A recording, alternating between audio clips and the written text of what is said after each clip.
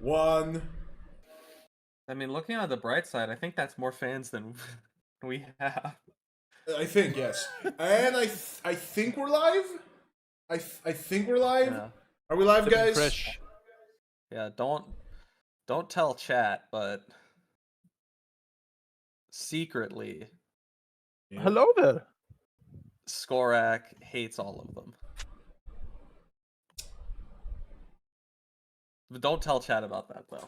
Really? We don't want them Yeah. to figure that out. That would be really bad. For That the is player. exactly Yeah. what is happening. Yup. Wait, we're live right now? Oh, fuck. Yep, Wait. You heard me. You heard. Yeah. Now we're live. You know. Oh, we're live. Hello, everyone. Hello, everyone. Skorak loves all of you very, very much. Uh-huh. That's what we're talking about, actually. Yeah, Skorak was like, I love the fans. They're my favorite people they're my favorite people out of like the people that I kinda like, I think is what he said. So very cool of him for that. That's what he was saying. On God. That was in your exact words. I was listening well. I'm a good listener. That was what he was saying. What are we streaming now? We're streaming the document, right? Yeah, we're streaming the dogs. They can all see your that racing anime game that may have horses and shit, and girls somehow have Yeah. the RPG in chapter 1 and horsening. Yeah, that's important. That's Yep. important bit. The enhorsening bit is what we really need to stick with here. I love it when my humans run so fast they make their opponents eat brown dust too. Ren, when are you gonna let that drop? I played that game once. Damn. That's what he's talking about. Good. Skorak, in your campaign, do you plan on allowing potentially, I don't know, and Uma to win by like 30 lengths if they're just that cracked? I mean, ideally, if we design it well enough, that shouldn't be possible. You know? If someone rolls like 50 nat 20s in a row and somehow they end up doing it anyway, maybe, you know? That would be cinema. I'm not gonna. That would be cinema. You have like the Uma equivalent of eloquence bard. You can only roll like a 20s on whatever speeding check. Oh boy. Also, I just saw this YouTube short and I'm gonna put it in C Squad. It feels relevant to what we're doing. Fair enough. This thumbnail. Umamusume? Uma fans? Kuren-chan. You should put it in KP the. says, I love Curran. oh god, who's got exposed this time to have a Google Doc up now? Yeah, that's right. This is the Skorak exposing stream. That's We'll what finally we're doing get you now. for all the lies, all the manipulation. I just got 2 4-person speed trainings in a row. It's Designing kind of Umas neat. as well. See, that's one thing that I'm thinking about. There's definitely going to be Uma character creation, right? That's like the basic thing. Yeah. Should we also make a system for trainers? You know? Would that, you know? Is it Like a trainer class. I always kind of figured that it would probably be mostly the DM is the trainer who has to wrangle all of their, you know. Yeah, the trainer is probably Creature. going to be an NPC. I think the idea of having a player be a trainer is a good one, but like I don't know how many mechanics we can tie to that. Like if there is a class that's a trainer, how many things we can actually do with that? I'm not sure. These are different ideas, right? To have the players just be trainers, versus having the trainer and the racer be a different, and the Uma being like a different class. And I think people wanna be Umas more than they wanna be trainers. Even though being a trainer makes more sense, there's definitely a lot more mechanical variety that to be had if you're a trainer instead of being an Uma, right? Like and of course the game is gonna look a lot more like the actual video game if we wanna go down that route. But my question is, how much do people want to be Umas versus trainers? And I think being an Uma is more appealing. I bet being the racer is more what people actually want. That's more like, I think especially given how the game you're always the trainer. I think the fantasy of the system is probably more well realized as Umas, as the players Yeah, being yeah, Umas. yeah. Even though being trainers have more mechanics to them, would have more mechanics tied to them. You think trainers will have more mechanics than Umas? Yeah, yeah, because you're managing a team, right? You're managing multiple Umas, and that's Alright. like I guess. if I you're a don't know how it trainer, works. I don't know how it works maybe. in the universe of the game. Yeah, yeah. You would probably have like, you could theoretically have it almost if you had like 4 players, 2v2s almost, where it's like a trainer and an Uma versus a trainer and an Uma. But I'm not sure. Again, if 2 players would want to be trainers and essentially watch the races instead of also being Umas and in the races. Players being the Umas would be good for both the race and a slice of life since there is 4 players having them be 2 trainers and 2 Umas is possible. Yeah, definitely the players are going to be able to play Umas 100% because that's the whole point. Yeah, Yeah. I'm thinking that it would be good if you can have like a trainer class, even if it has like less, how's it called? Less mechanics, I guess, less stress, or like you can have a supporting role. You know, Yeah, if our Uma is running. have it as an option, even if like yeah, obviously Uma's Yeah. probably the one that you want to develop more because that's going to be the one that has a bigger player yeah, base. yeah. The same way that so, like so we focus on the Umas, and then maybe have the option for trainer as well in the future. Yeah. So you can have these relationships. That's Yeah. the most important part in because we also try to develop an Olympics game, and what we realized is that the most important part in athletics is the emotion, is the personal struggle, relationships. Like it's not about the mechanics on the field necessarily. It's more about what you do around that, because that's where the game is going to be played 90% of the time. Mm-hmm. yeah, Uh, it's not always how you run, it's why you run, why you're here.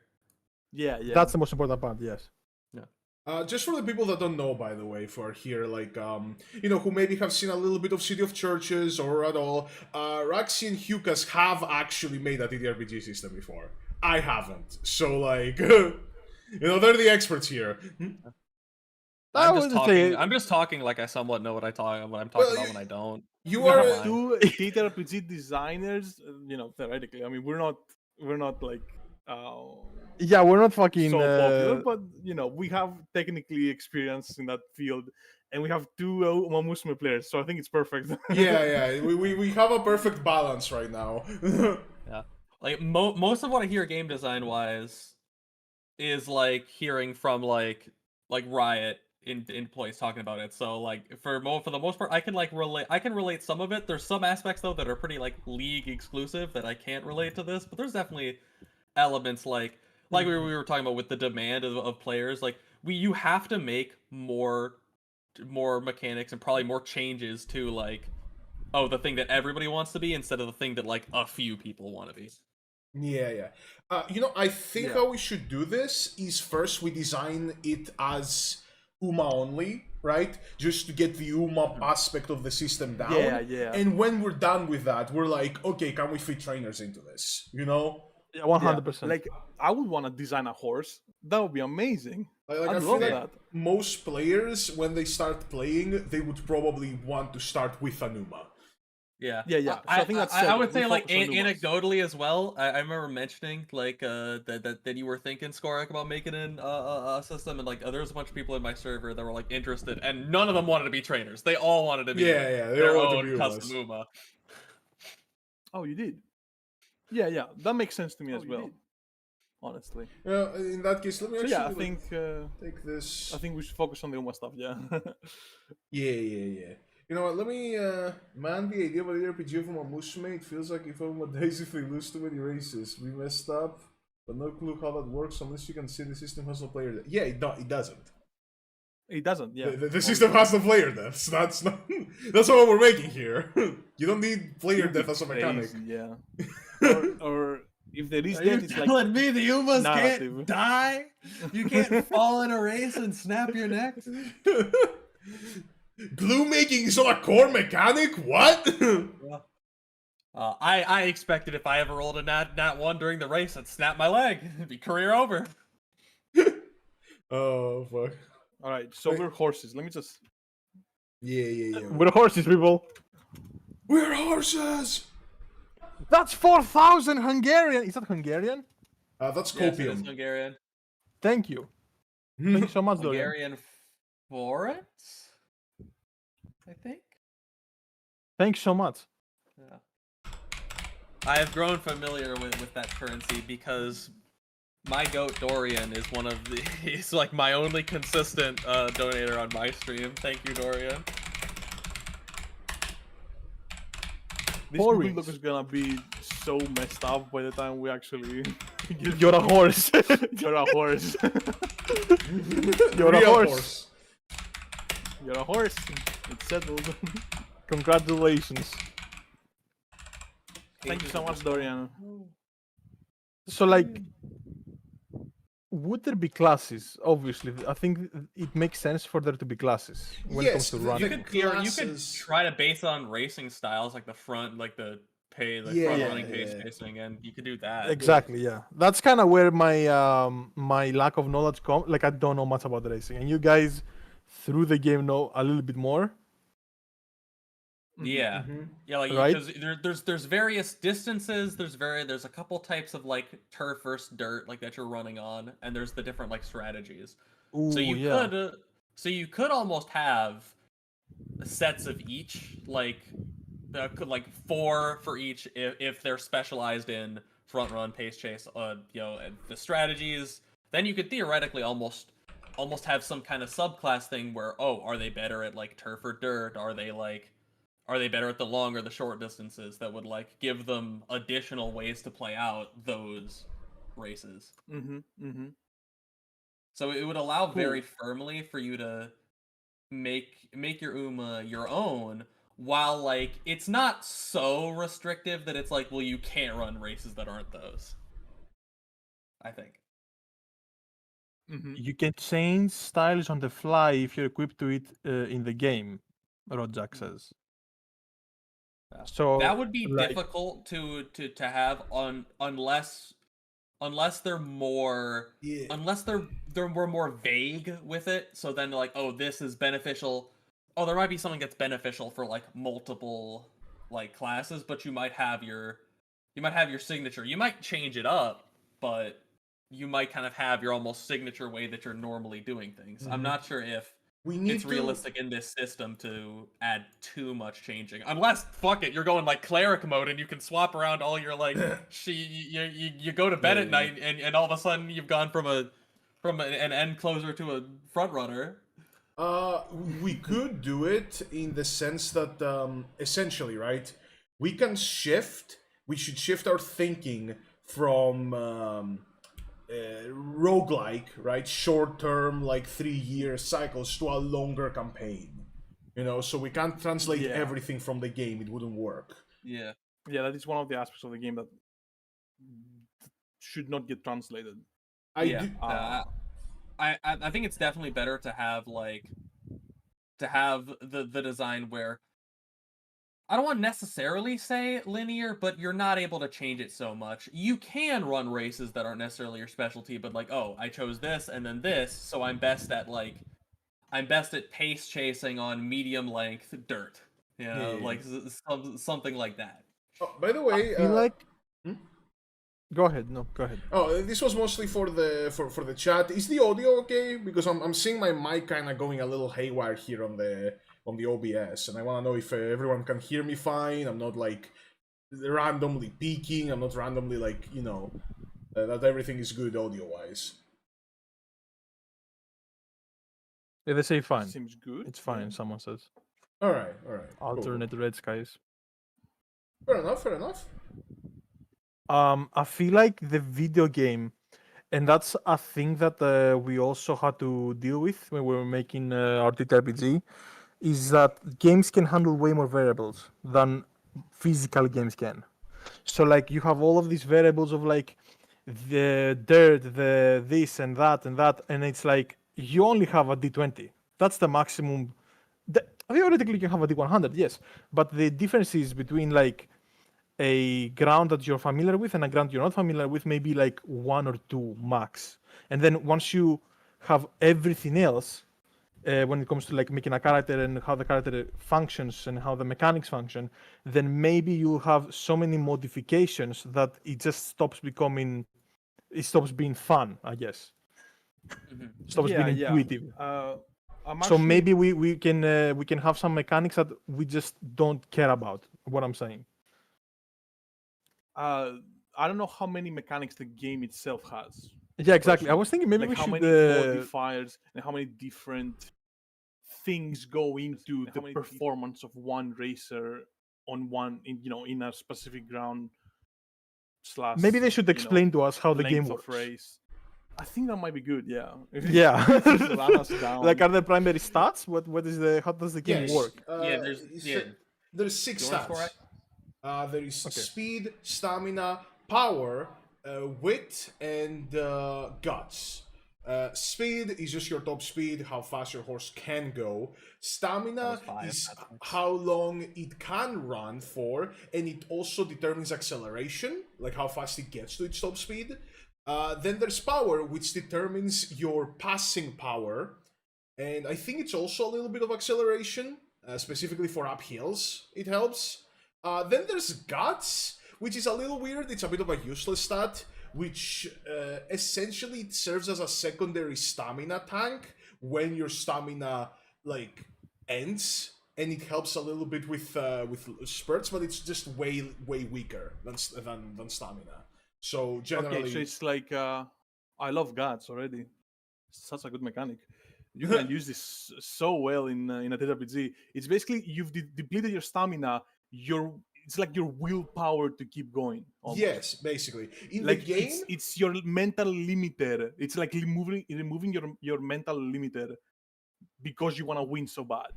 I mean, Like, if is you that ever right? done anything, athletic, you'll reach the point where you're like tired, but it doesn't necessarily get any worse for a while. And if you can keep pushing through it, it's almost like the kind of guts, mind over matter. Part. Yeah, That's yeah, basically yeah. what that is. Guts Cool. definitely And, sounds like the gambler stat, a little bit. But we did say it's more about. It's literally called guts, right? It's your willpower, mind over matter. Exactly, How mind much over do you want to matter. win? How did Tachyon? Oh, I get what you mean. You mean that like if you use guts too much, you risk Yes. getting injured. Exactly, but maybe we can do it as a. So like in Darkest Dungeon, when your character goes to max stress, they either have an epiphany or they have a depressive fucking episode or something like that, right? So like you can do it like that. Or That would you also can... fit because that would also fit if you wanted to bring over like the kind of like mood mechanic from the game, which kind of like buffs and debuffs you based on like mood going up from awful to great. And if you have like if you have like chances of like when you're like push that limit, having everything from an injury to like a lower mood, it could do damage to your career, essentially. Yeah, it could do damage to you and your career and your mentality. Because like that's also a thing that's very accurate in real life. Because like when your body is spent, or even before it's spent, the mental battle is like it's like 50% of the battle when it comes to athleticism. It's 50%. So like when you're going there, you're running, and you see someone pass you, you may have an episode. You know, you may have like this thing in your you may like shut down. you may shut down. Yeah, depending on a lot of things. I'm not sure how we can do it like with personalities. Maybe Itsuma has a personality.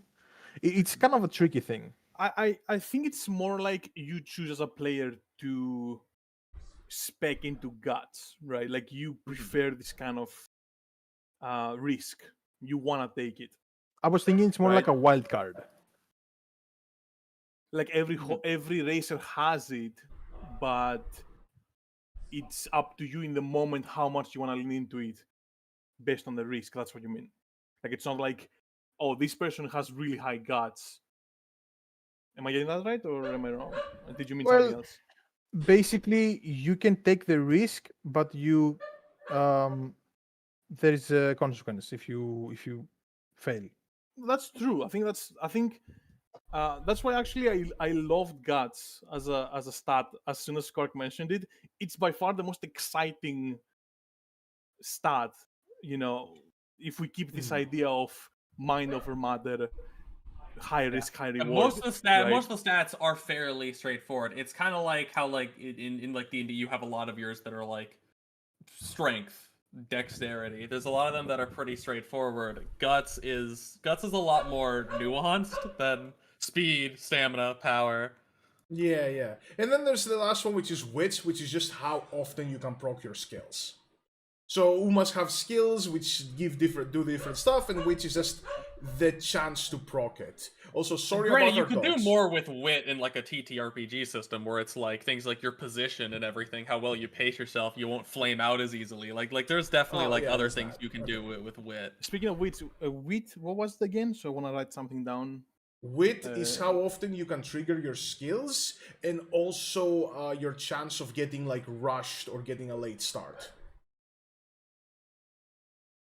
So in a race, you can get a late start, which is basically you start a little bit later than everyone else, and you can get rushed, which means your character basically loses their pace and depletes stamina faster.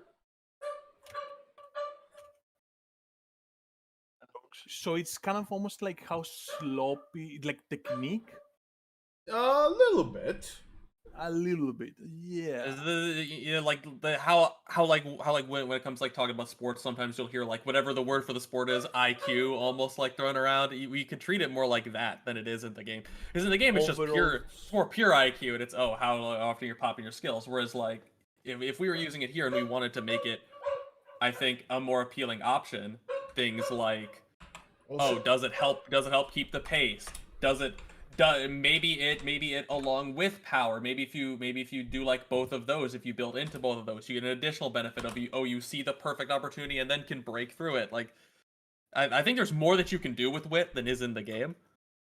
Okay. Especially in like this type of system. I like that, yeah.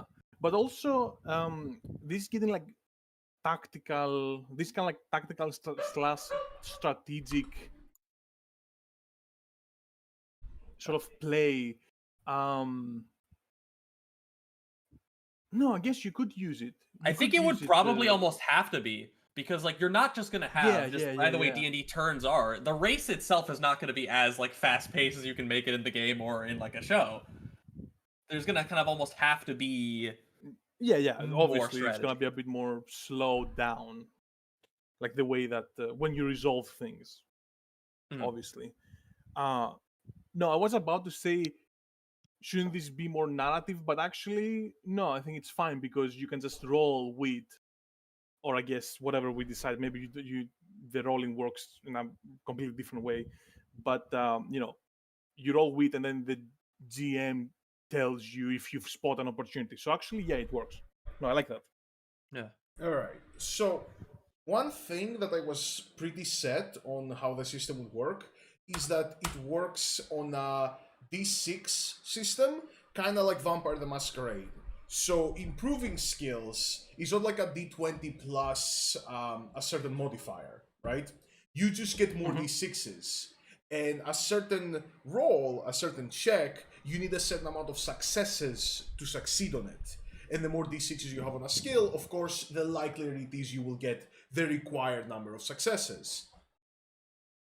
Yes. Yeah. All right. Yeah. So that's kind of what I was thinking for the system's basics. So like D6 cumulative success system. I'll put that. You're a horse. Yes, I love that. Whoever wrote that, yep, you are a horse. Let me clean it up a little bit. Cumulative success system, yeah. Yeah, essentially. System. All right. What did you like about that system? The cumulative success system. It basically allows for way more upwards progression without breaking the game. So for example, right, in a D20 plus modifier system, if at some point you get to like a plus 20, right, that kind of breaks the system because the dice becomes irrelevant to some extent, right? But on a cumulative success system, the harder the races get, the more successes you need. Which means that it doesn't matter how many dice you have, the DM can put forth a challenge which will be difficult, but the dice will still be relevant. Like, at the end of the day, there will still be a luck factor involved. It allows for way more, like, upwards modular mobility, which I think for, like, you know, shonen sports anime, for example, right? It's way more fitting. Yeah, so I completely agree with all of that. Yeah, so that I do feel like upward progression is better served, especially since people just get faster and faster and faster in Umamusume. They don't really you don't have this thing where in D&D once you reach a certain power level, it's kind of over. Yeah. You know? So And that's also the problem right? with something like Blades in the Dark, which we're also not using, right? Mhm. Once you get to a certain level, it's kind of impossible to miss to lose a check.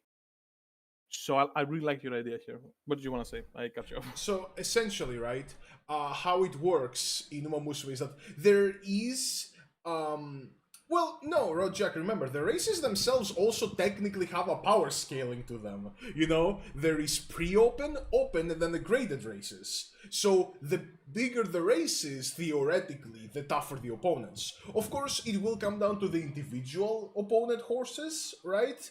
But, I think that's something we should make. We should make a system so that DMs can easily make opponent horses. Like, when they want some filler NPC horses to, like, that would be good, yes. race against you. You know, that are not, like, main NPC rivals, you know? Who obviously are a bit more involved. Your horses that aren't the ones that are like, I'm trying to become the racing god. Yeah.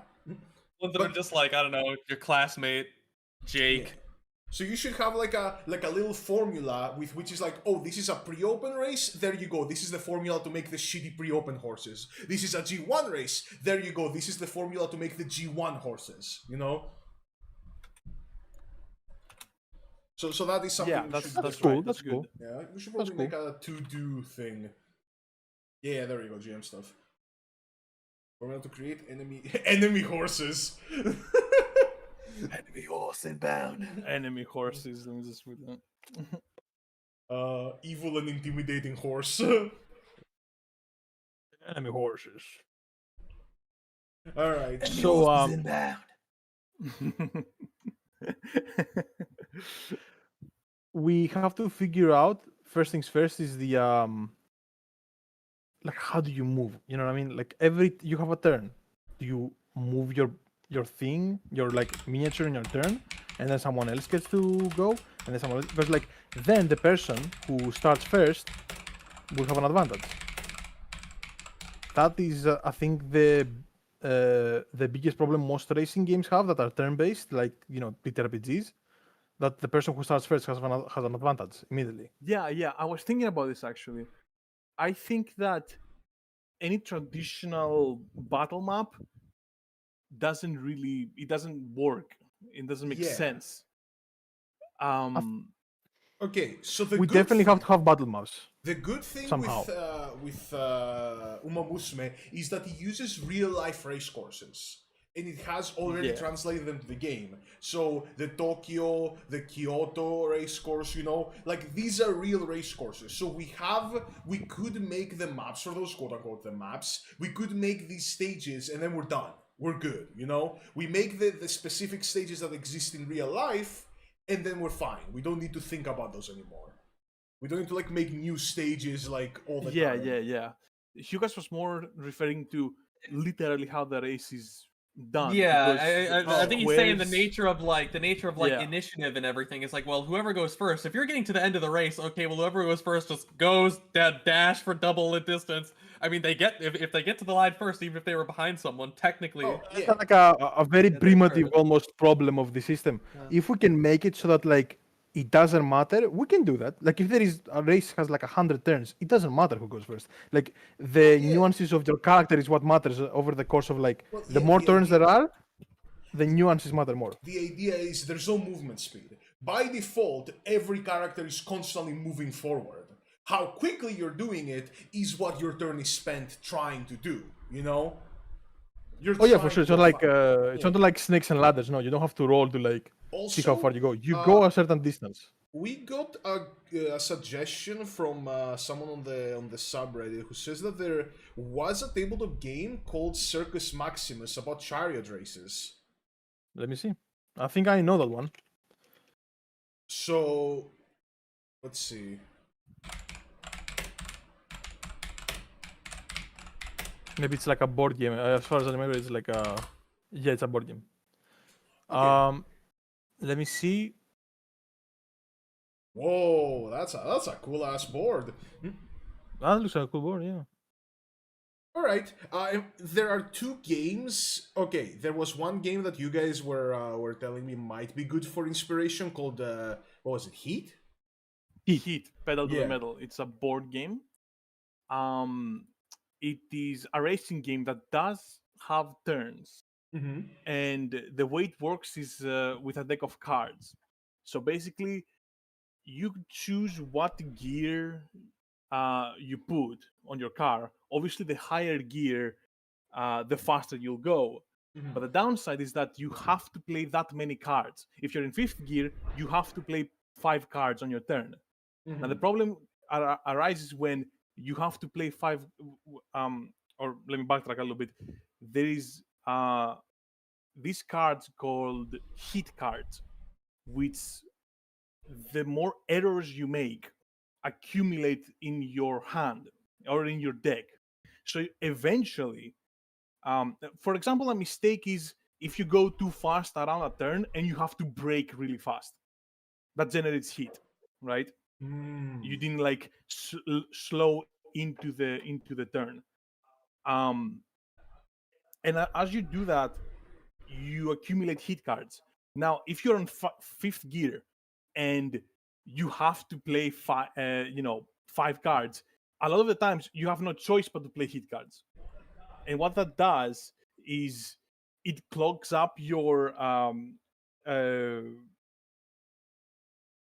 remaining deck. I think I'm missing something. It's basically Do you have like any notes for this? when you I go think on I'm a missing something. when you here. go on a Let me turn, check up.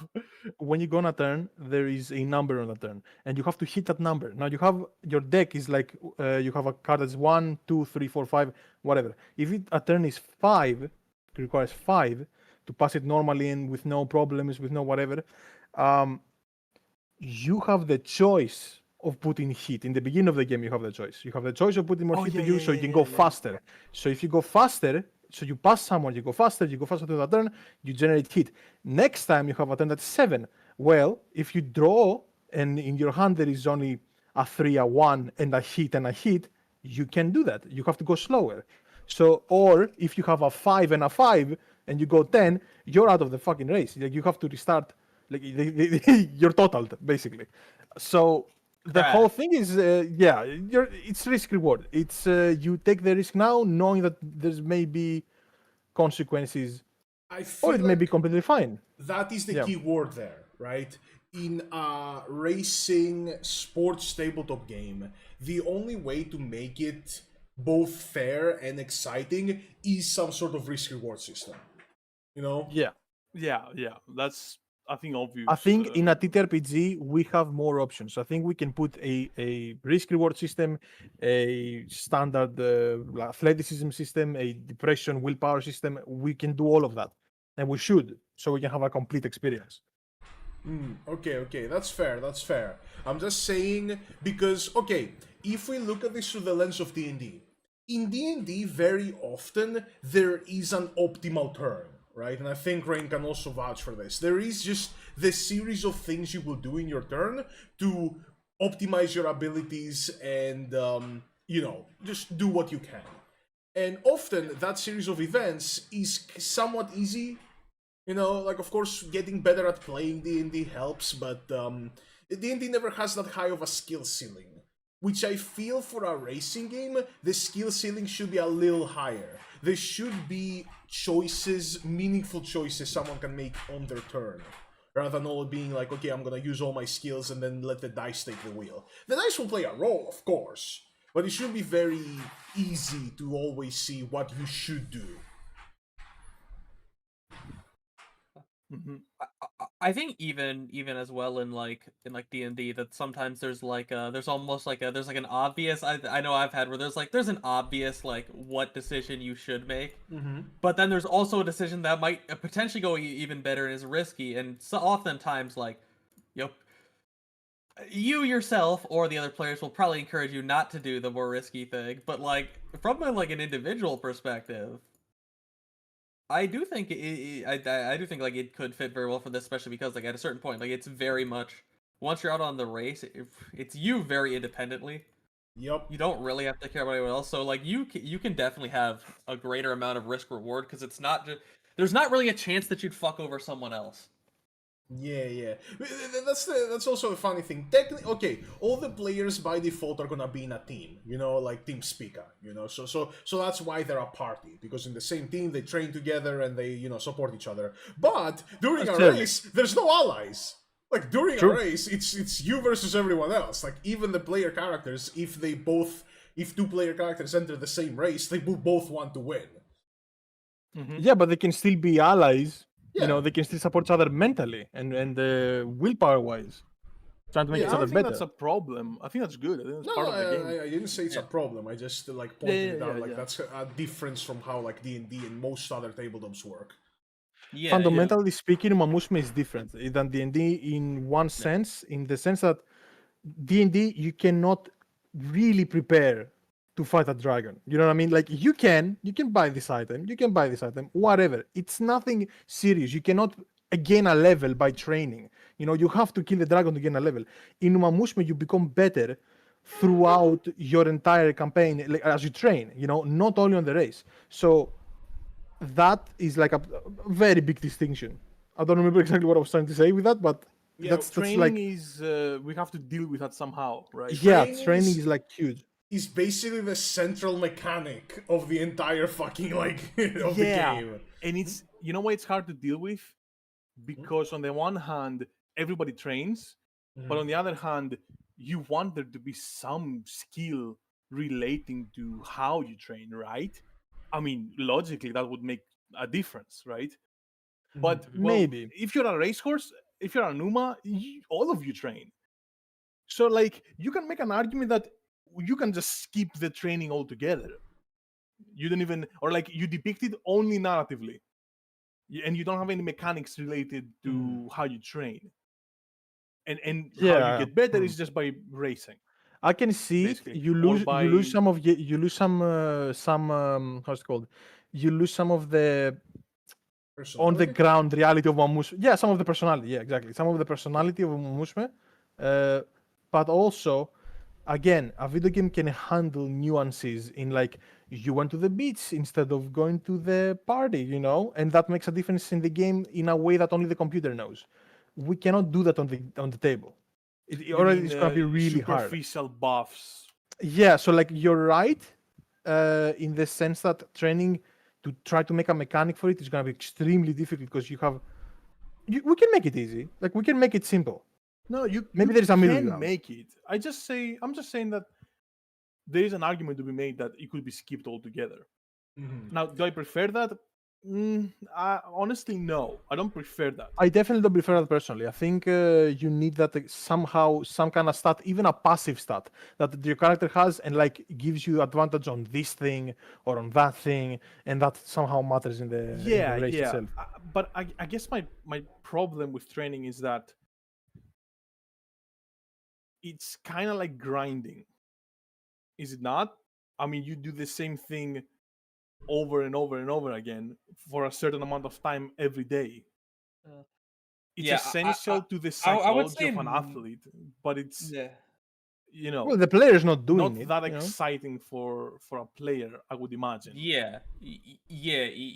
Like I think it's I think you can, especially if you've like ever done athletics, you can like put yourself in that like mindset without necessarily needing all that. And I do think that it's probably better to have it be more, oh, do you want to like, oh, were you working all on speed? Well, now you want to work on power. There's like a little thing for that. There might be a little thing for that in training. You might do, it might be like almost like a one-time thing that sets up then, because at that, if you show it once, I mean, if you take 1,000 steps and someone saw you take one, they don't have to ask how you took the other 999. Like you just did that first step over and over again. It's kind of almost that. Another thing is what I said earlier, which is like perhaps we should shift our thinking, because this isn't a roguelike anymore. This is a long-term campaign. Yeah. So we could make that training is an event that is like rarer. You know, like it's implied that your character constantly trains, right? But every now and then you can do actual training, like mechanically. You know, like an event that is training and it gives you certain buffs and bonuses. Training light, like just to make sure that people know it is happening, basically.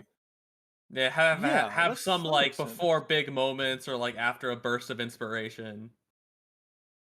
So like training in Yeah, general yeah. is implied, but Skorak saying training in general is implied, right? And there is some events that are mechanically Yeah. linked, Mhm, somehow, mhm.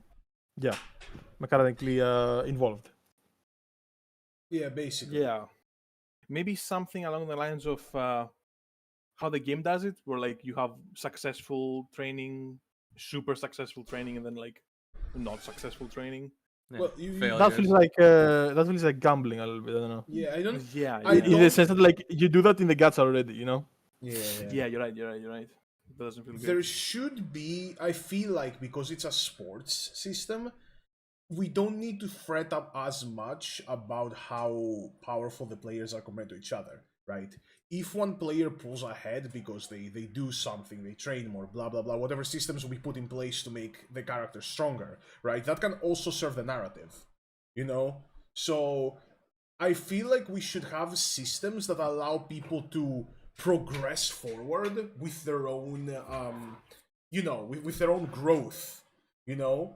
And that should be at least a little bit inconsistent, just so we can make these narratives of rivalry, underdogs, favorites, rising stars, all of that. It shouldn't be like D&D where you're all the same level. We should aim for every member of the party to be the same power, And not 20 D&Ds and not 20 D&D, you know what I mean? Because like, yeah, stronger is stronger, but not 20 is not 20. Yeah, so yeah, but an maybe we 20 can do that. will not make you permanently a little bit better, right?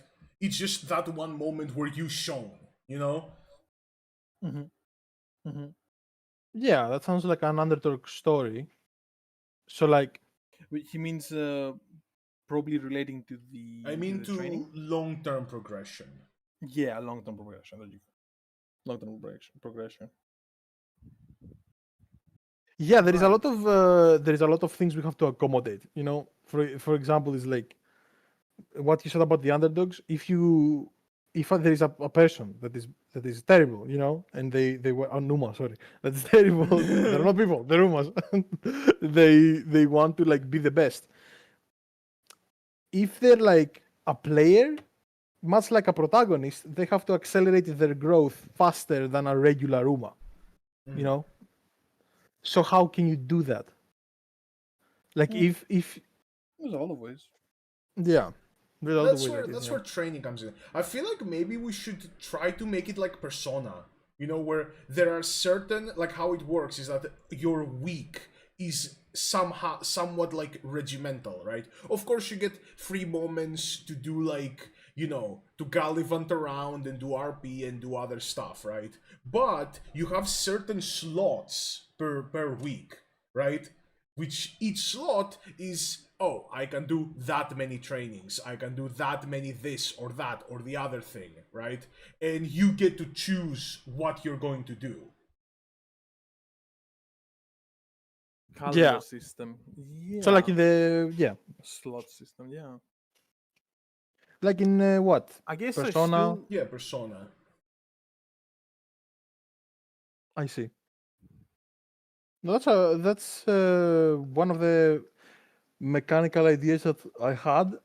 It is good. It's just that we're skipping. I feel like when you play that, you're just gonna be like, okay, so tonight I went to a bar. Let's play that out, And then you play that out, and it's like, okay, skipping to next week. I went to another bar, or I went to a party, Yeah. or like, so I- like it feels like we're just skipping stuff all the time. I guess it might sacrifice the moment-to-moment gameplay because it will be a lot of like, all right, and then next day happens, and then next day happens, and then next day happens. Yeah, that's something we have to avoid. Definitely, it has to feel natural that they're, Okay. they're actually playing. Yeah, it has to feel like the I think day- also to some degree, you can have the kind of things that Skorak was talking about, but kind of like leave it as like this is a thing to do, but not what you have to do all the time. That kind of like leaves it to like individual DMs and players how much they want to have of the moment to moment versus how much they want to have of the bigger moments. Of the Also, more... that being said, I do have to go. I Damn. see you All guys right. are well at work. We're thinking about it. Yep. We are Yeah. pondering. No, thanks for the input. Supa never did an intro, so I guess he really did mean that it would be a while. It sure was. Right. Well, see you next week, Skorak. Yep. Or potentially on Sunday, depending on if everybody else is able to be there. And yeah, have a good stream and Yeah. hope you have success with this system. Thanks for the input. Say bye, And you chat. want? Goodbye. Alright, looks Alright. like it's just the three of us. Yes, the three of us. We can make it if we try. The system that is. The system, yes. Okay. Yeah. So let's refocus a little bit. We should Yeah. probably start with more boots on the ground stuff. Yep. Character creation. What do you think will be... Okay, so first of all, it's the stats. There are the 6 stats, and the 6 stats are represented by the dice. 5. By the dice. I count 5. Actually, can I add something here? Yes, there are 5. I'm stupid. Sorry, Dorian. Dorian said something way back Okay. about popularity, Mhm. and I feel like there should be some kind of maybe not a main stat, but something that that represents your We popularity, could because do- getting pumped up by the people definitely would improve your performance. Yeah. Yeah. We could 100%. do... Okay, so Umamusume has a system that is called fans. And you gain more fans by winning races, of course. Fans don't really yes. have an effect, like an impact. However, how I feel like we could do it is that fans is almost like a power level. So, have you ever played Mutas and Masterminds? No. Okay, how that system works is that you get an amount of points at character creation, and those points you distribute among everything. Your main stats, your attributes, your advantages, your powers, like everything, right? So for us, we could do it that the more fans you have, the more points you can spend all throughout your character sheet on different stuff. And depending on how important they are, they cost more or less points. For example, to raise a main stat, it costs 2 points. To raise a skill, it costs 1 point, right? So essentially, we could do it like that. We give the players like a big, starting like a piggy bank. You have this amount of points to make your starting character, and then the more you progress, the more points you get to spend on stuff. I think you're kind of connecting two things that are not necessarily relevant to each other. Like you can have a lot of fun and be terrible. You can have a lot of fun, little fun and be really good.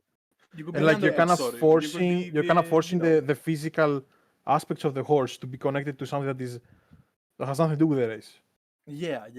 Like you're sacrificing a little bit of narrative That's fair. flexibility. I mean, I guess there's Rice Shower, who nobody liked her, but she was a really fucking good horse. And there was on the other end, what was the name of that horse that was losing Oh, all the time? Harurara. Yeah, Harurara has a fuck lot of fans, but she What lost every everybody race. loved here, I guess that makes sense. right? And I do feel like the fans are such a big deal, honestly, for an athlete, that they should have the freedom, narratively speaking, to feel real. You know, if they're just represented by some numbers, I feel like maybe there should be like if they are represented by a number, how many fans you have, it should be in universe. You know, like whatever metric they use to, like whatever metric is used IRL to count how popular you are, maybe that should be the same that happens in the game, or in the world of the game.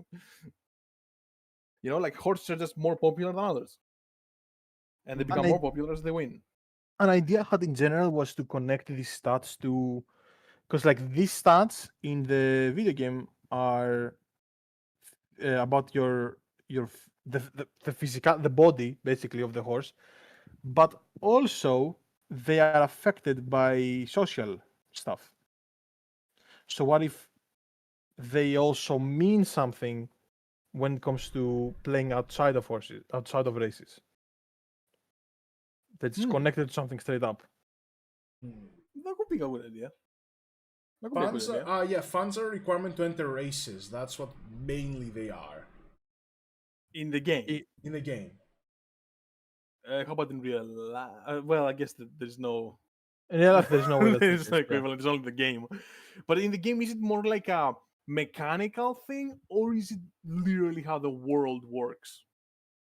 It's a mechanical thing. The only race that is actually like by popular vote, I think, is the Ari McKinnon. There is one race I know that is just, you know, the horses that enter are entered by popular vote. So that one, canonically, that's not how it works. Canonically, you can just kind of enter. Well, I don't know what the requirements. There must be some requirements. Yeah, based on the requirements. I'm not in depth enough in actual horse racing to know exactly how booking and scheduling for races happens. Yeah, we don't need to worry about that either way. Yeah. I don't think we need to worry about that because, like, we don't need to mechanize it. They're gonna figure it out, or we're gonna like figure it out ourselves and just write it down how it works. I think it should be mentioned.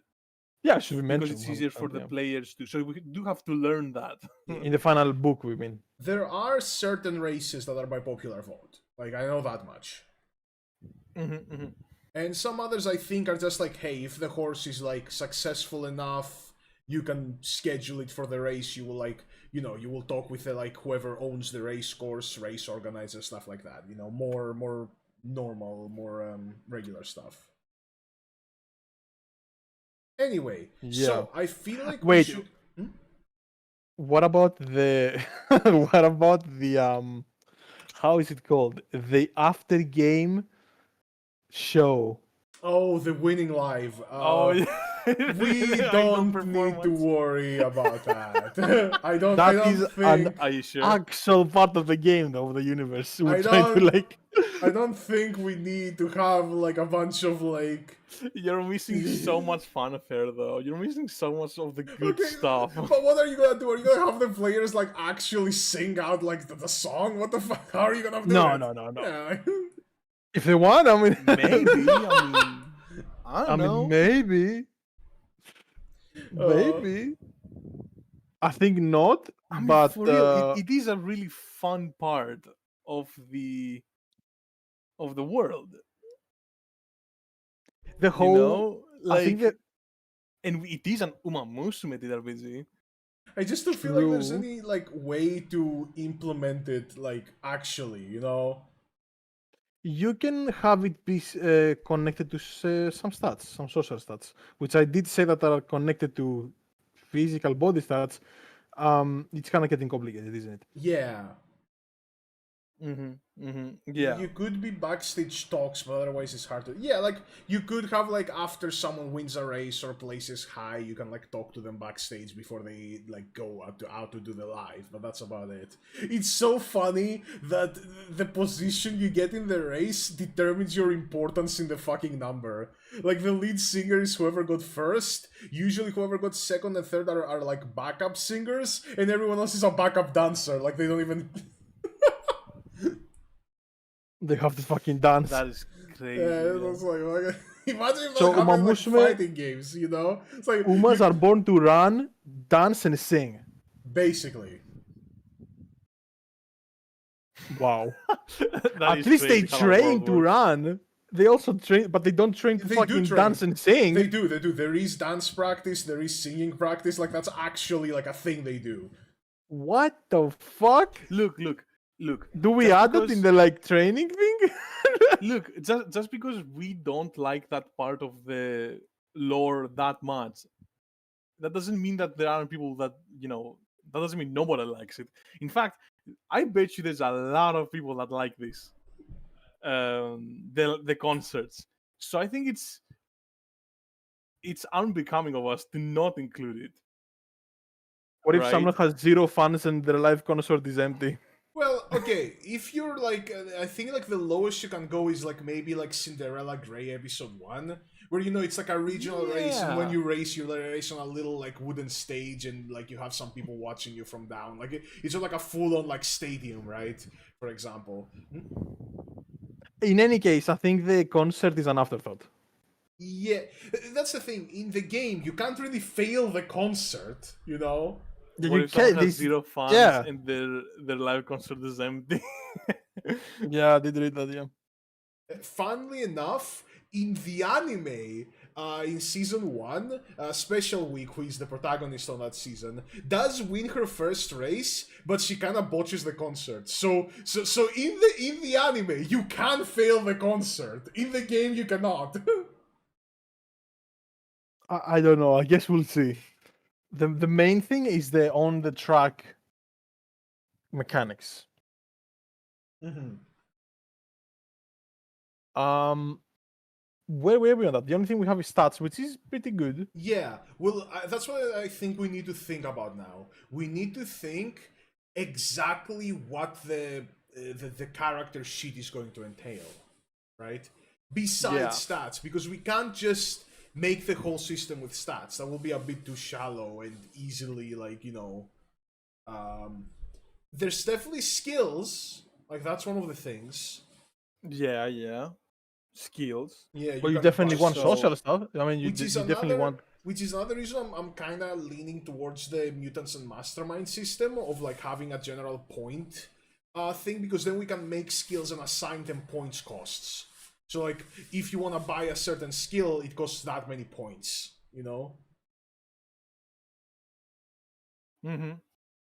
Yeah, true. How it works in the game is that doing certain things gives you hints, which makes the skills go on a discount.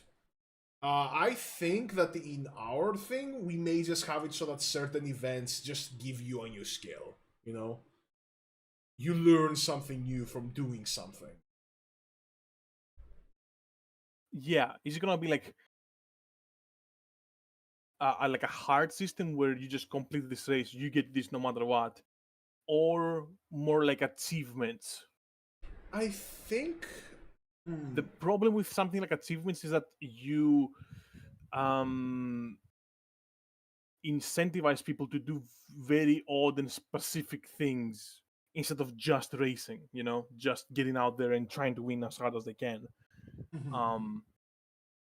So that's not ideal either, which I guess brings us back to the idea of classes, because classes are a very neat way to just unlock skills at a certain pace. True. And no one questions it. You're a class, you're a front runner, you're this, you're that, Yeah, I guess. and you just get this skill at a certain point. The main things are the classes in Umamusume. The only thing I could see working as a class is your racing style. So there are 4 racing styles, right? There is the front runner, which your entire thing is you stay in front, you never let anyone pass you, you just go as fast as you can the entire race, right? There is the pace chaser, who is slightly further back. You're towards the front, but you're still like in the pack. You're not like you're not trying to just go up in front as fast as you can all the time. You're going mostly fast, and at the end you leave a little bit in the tank to do a last spurt. Then there is the late surger, who stays towards the back, who doesn't really like go forward, and at the end they have like a lot of energy to do a last spurt and like pass a lot of people. And then there's the end closer. The end closer just stays in the way back. It's like the end closer is last to first. Essentially. Like, you stay last the whole race, and then you just pass everyone. You have a lot of end Okay. closers, do you? Don't you? No. The only end closer I had was a gold ship, which I built for the Taurus Cup. Which, by the way, chat, I won the Taurus Cup. Fuck yeah! I didn't think I would. I don't think I should have, but I did. Oh my god. Can you tell me the second one?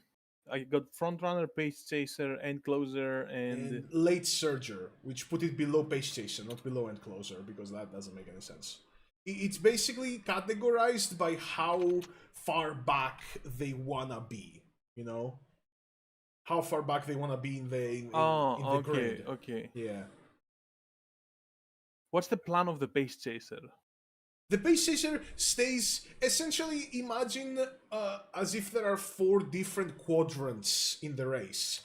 Frontrunners is way front, Pace Chaser is slightly further back, Late Surger is slightly further back than that, and Closer is way at the end.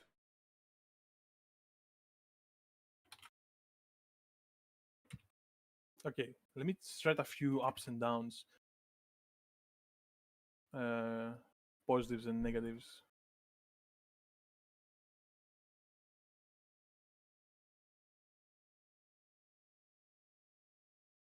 You hate getting past, yes. So Frontrunner positive, you don't need power, because you're gonna be up in front, you don't need to pass anyone. You know? Yeah. However, you need a fuck ton of stamina, because you're constantly just running with everything you have, you don't like conserve any energy. Pace Chaser is you stay at the front, you're always in a good spot to like make sure you're like, you know, you don't have a lot of people to pass, so you don't need that much power, right? And you are close enough to the front that you don't need that much. It's basically like a balance class, you know, it's the more like, you know, you just have a balance of everything. Late Surger is you're conserving stamina, but you will need a lot of power later on to be able to pass people. so like you're not at the end of the pack. Yeah, you're not at the end of the pack, but you're still towards the end. And then you're closer kind of the just opposite of straight up. Yeah, straight up, like, you know, full So end. basically, the classes in the quotes are the position in the pack is what matters. Yeah, because the other way to express a class is your style of running. You know, it's like, oh, maybe this particular horse has very strong strides. It's an incredibly powerful horse, you know? Maybe this horse is very nimble and can weave between other horses very easily, you know? It's that sort of thing. But like, that's more individualistic stuff. You can't make a whole class out of it. Oh, also, yeah, and closers have a lot of wit as well because they want to proc their ability. Yep. All classes can use wit, not gonna lie. Like, wit is universal. The only people that really, like, I feel like okay, there's also distances. The distances are sprint, mile, medium, and long. If you're on a sprint, you don't need that much stamina, so if you're a front runner on a sprint, you basically wit max. Wait. You said the distances are... They are sprint, mile, medium, long. Sprint, mile, medium, and then long. Okay, so these are distances. Yes, these are distances. And sprint is like just really the smallest distance. Yeah. It goes in order of longer to longer, which means you will need more and more stamina. Can we use this system to categorize how you call it, to keep track of the position of everyone in the race relative to each other? Well, we're gonna have a grid without having a grid. No, I don't think we can. I think we need a grid. What if you only need to keep track? There has to be a system somewhere here where you only need to know the distance between you and the guy in front of you and the person in front of you, and then each person in front of you also does that, and that way, and then obviously the person on the very, very front figures out the distance between them and the finish line. I guess that doesn't work then, Yeah, What no, are- no. What are you trying to but get you at? could make it work. I'm trying to get at, like, maybe you can use this system to replace grids in a way that, basically you can do theater of mind as well. I feel like There is grids in this are already way too useful. there is already listen, people already play without grids on battle maps. There is like inches, you know. There is like tape measures. People already play I like guess that. we can D&D as well. discuss inches, yeah. Oh, and by So the wh- way, why do you the think- races yeah. are measured in meters. So, suck it, Americans. So I guess it's meters. I guess it's meters. Yeah. But what Hiukas was Civilized. saying, couldn't we use, meters? I guess not inches. Meters, like, or I guess centimeters, because they're convertible. That would be way too, number crunchy. I think just a grid works. Wouldn't the grid have to be I guess, yeah. bendy? Yeah. Yeah, you will need a straight line grid and a turn grid. A turn grid. Yeah. Yeah, I feel like it's not that simple. I feel like my brain is hitting some glitch here. I'm like, oh, that's not that simple. Surely a grid doesn't just work. When it comes to like doing smooth arcs, squares obviously cannot cut it. We Well, may we need could. hexes. Sexes works. Hexes? Sexes works. Yeah. But at the end of the day, we'll just tell them, like in the book, I mean, we're just gonna say hexes are preferred. Do whatever you want. That's always how it happens. Wait, but then the mechanics won't be the same. You can say, Yeah, not oh, true. hex is once, and then, like, because the way each hex interacts, obviously, with every other hex, way different than just a square. I think Hexes- we're kind of getting ahead of ourselves a little bit with the. Are we? I mean, in battle order maps? to. Well, okay, maybe.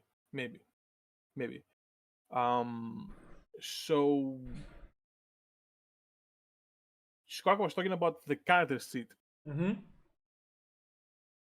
But I guess that's the thing, right? How can I make a character sheet without first knowing like the basics of how you run? Because the running is like literally number one priority. It's just literally the entire system. Yeah, we'll need to think of what options each runner has on their turn, and how they would be informing each other, A very basic thing you Okay. could do is push versus conserve, You either go full throttle ahead, full speed ahead, or you hang Okay, back. yeah. Let me write that down. That could be a very basic decision you make every turn Mm-hmm. to kickstart everything else. Yeah, also the passing mechanics, because a big part of the races. You guys have watched the first episodes of Cinderella Grey. You understand how like the battle to like take a position is more than just run faster than the other guy. They're gonna try to mark you. They're gonna try to like get in your way. They're going to there's a certain pressure when you and someone else are running side by side and you're trying to like pass them. So Yeah, even if you if So- you're a fragile or not sturdy enough person, yeah, you cannot pass too many people without risking falling down even or losing too much energy. Yeah, because in normal racing there's like lanes for the runners. In Uma racing there's not. There's no lanes. Everyone's running on the They just same. run. Yeah. Yeah.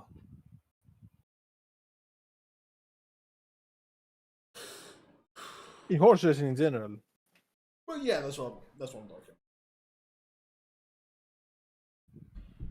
real test of stamina, unlike the previous two, long as the true test of stamina and speed.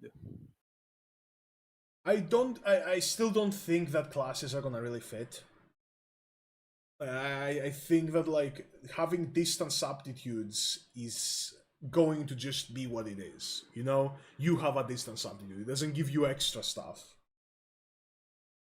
Like what kind of runner you are, yeah. Yeah. Okay. Maybe you'd go Pathfinder route and do a feat system that may need certain may need certain stats as prerequisites for the skills. So essentially, you can only get a certain skill if you have that much speed, that much stamina, that much dirt aptitude, for example. So you don't have, well, you don't have classes, but you kind of have classes in the sense that like you need this much speed and this much Yeah, you have builds. power to do surge, for example. You have builds. Yeah. Like for example, right, the most the most prestigious achievement a horse can get is the so-called Triple Crown, and the Triple Crown has 2 medium races and a long race. So that means that whoever is running the Triple Crown has to be a horse with a lot of stamina. But also someone that is able to run both medium and long. Yeah, so horses are not so locked into whatever they're good at as classes will have you believe, basically. Yeah, basically. Yeah. Big class will have you believe. A bit more big classes coming in after us.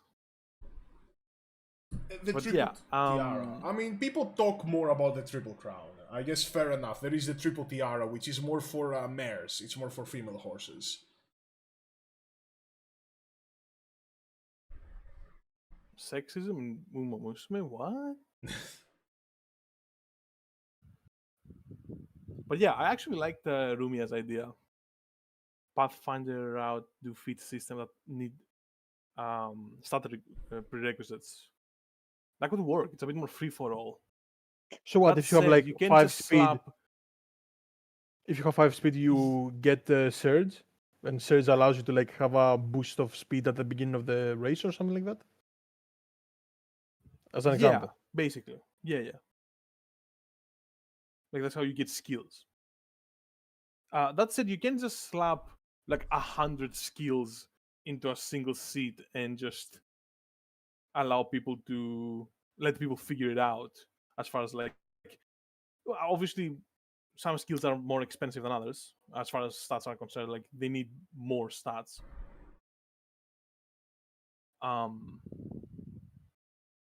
Actually, no. Why wouldn't it work?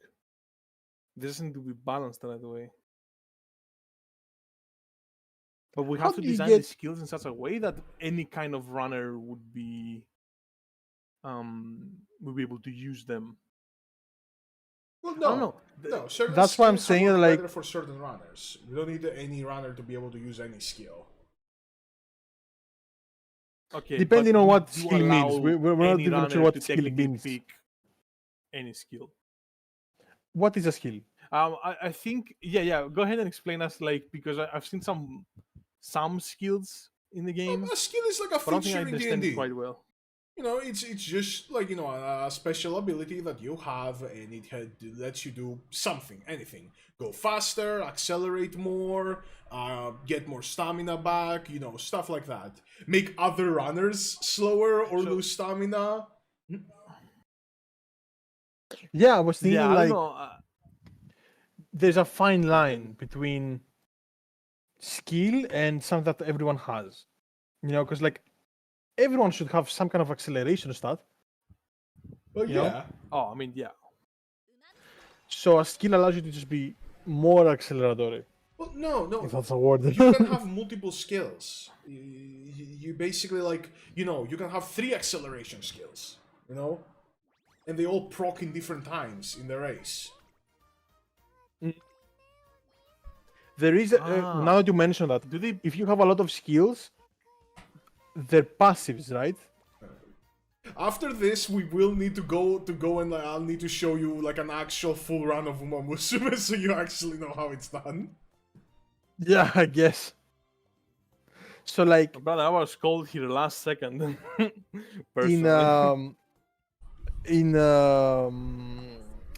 in the game, everything's a passive. You just watch. All the work is done Yes. before the race. Yes. In a TTRPG, you definitely want to be able to do decisions, to make some Mhm. decisions, because otherwise it's not a game. You're just watching. Yep. So skills, what are they, passives or actives? Yeah, that is actually a In the game are passives, definitely, Okay. right? there would be some passives and then some actives, probably. Yes. Yeah, In maybe. the game, there are also some passives and some actives. Oh, there are Essentia- actives? Yes. The actives are the skills that activate at some point in the race, and they have a chance of activating based on your wit. The passives are the skills that make you better at a certain aptitude. So, for example, it's sunny outside, and you have a skill that makes you better at sunny weather, right? That's a passive skill because it always activates, no matter what. And it activates at the very beginning of the race and just makes you better. Like, overall, it just makes your stats better when it's a sunny day. Thank you for the membership, Kiwi. 42 months. 42 months. Damn. Kiwi! We're horsing around. We are horsing around. Thank you, Kiwi. Jack, Thanks so much. yes, support cards decide all of the skills you learn, but we're not gonna have support cards in this system because that's insane. If too many skills activated at the same time, your stamina take a nosedive. Oh, in the game. In the game, we don't need to think about it that much, like outside of the game. Yeah, Yeah. it's probably Actually, I don't a like- lot of the things that happen in the game are because of the mechanics of the game, you know? Yeah, So, and obviously, a lot of these buffs and debuffs, like make everyone else 5%. I'm imagining here. I don't actually know the skills of the game, but make everyone else 5% slower if you get past or something, right? you cannot do that. You cannot That's do that. stupid. That no one, you can't do that in a video game, and especially stacking them, right? Oh, I'm gonna stack all of these debuffs. Doesn't feel as good on the on a So, TRPG setting. You want to do things that make a big difference or like have a more obvious difference, so that the player really feels like they're doing something. I guess I'm saying it in a bad way, but I guess you understand what I mean. So, like, what if the main mechanic or the main gameplay loop is you decide when you use your skills, the activatables at least, and that's like based on your decision. Well, it's gonna be part of the gameplay loop, yeah. I don't So, know like, if there it is should some be kind it of should be like the main part, because the push forward, maintain pace, or slow down. You have the choice to do that every turn. I can we feel go like to is a good idea. can we go to the draw board so we can start like visualizing some stuff? The draw board. What do you mean, Excalibur? Yeah, Alright. Scully draw. Scully draw. Excalibur draw. So like, what is that? The cryptic language. Yeah, I don't know. I just drew something. I was bored. Alright, let's put it to the side. No, I don't know what delete language. my creation. Just put it on the side. Put it on the side. Just, Yeah, oh yeah. Stop letting me. You gotta change your right. There we I go. have some horses here for reference. There we go. How can I? Okay, there you go. Hey, it's horses! Yeah, this is the chariot racing though. This is not the actual horse racing one. Guys, we upgraded. We now have drawings. So like, That's a dirt track.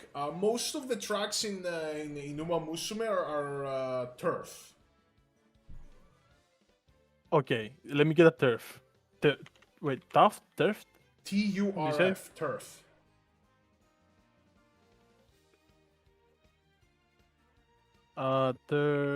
Horse racing track. Turf is grass, yes. No, I wanted to draw horses. No, you can draw horses. Wait, what about this? This allows you from drawing horses. Okay, boom. Now we got a nice turn, so we can visualize.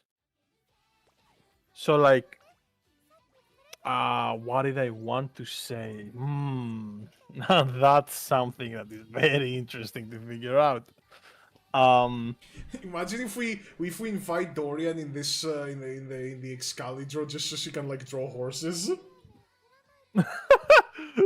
I mean, fuck it, yeah. We should honestly. All right, well, Dorian, I'm gonna send you the room. Horse. Yeah, send you the room. There you go. Wait, horse? We have given you the power to I draw can't draw horses. horse.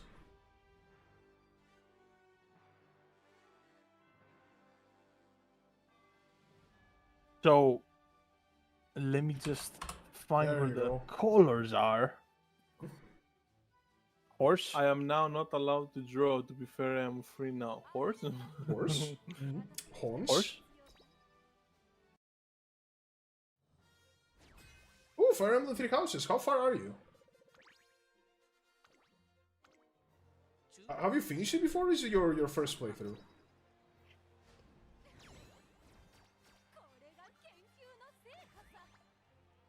Oh yeah, Fire Emblem Three Houses. We also tried to finish it. It's definitely way better when you play it alone. Time skip just happened.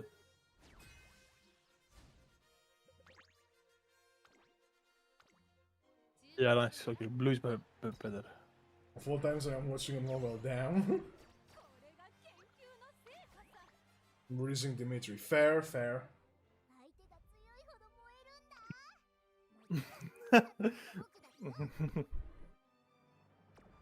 Alrighty then. Definitely just a I'm more horse of a team, Rhea guy haha. myself. Squiggly cheetah. Am I active that Jaguar? I am active Jaguar. So you got your guy, right? Got your little blob over here. Yeah, yeah, Got yeah. Yeah, and like the little blob. Who drew that? Who drew that? And the little blob goes forward. So like every turn, you go forward a certain distance. What would that be?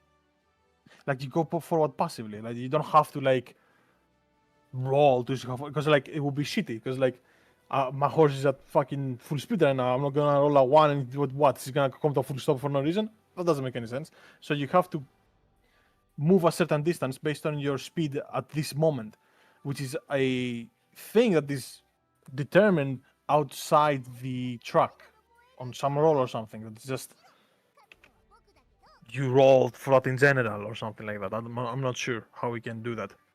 Maybe it's determined by some stuff. Yeah, yeah, we definitely need to think because taking turns is very important. So like, if Oh you have- fuck! That was actually no, that I wanted to delete my line. Control Z. Control Z. Z. Oh, thank God. no, he's back.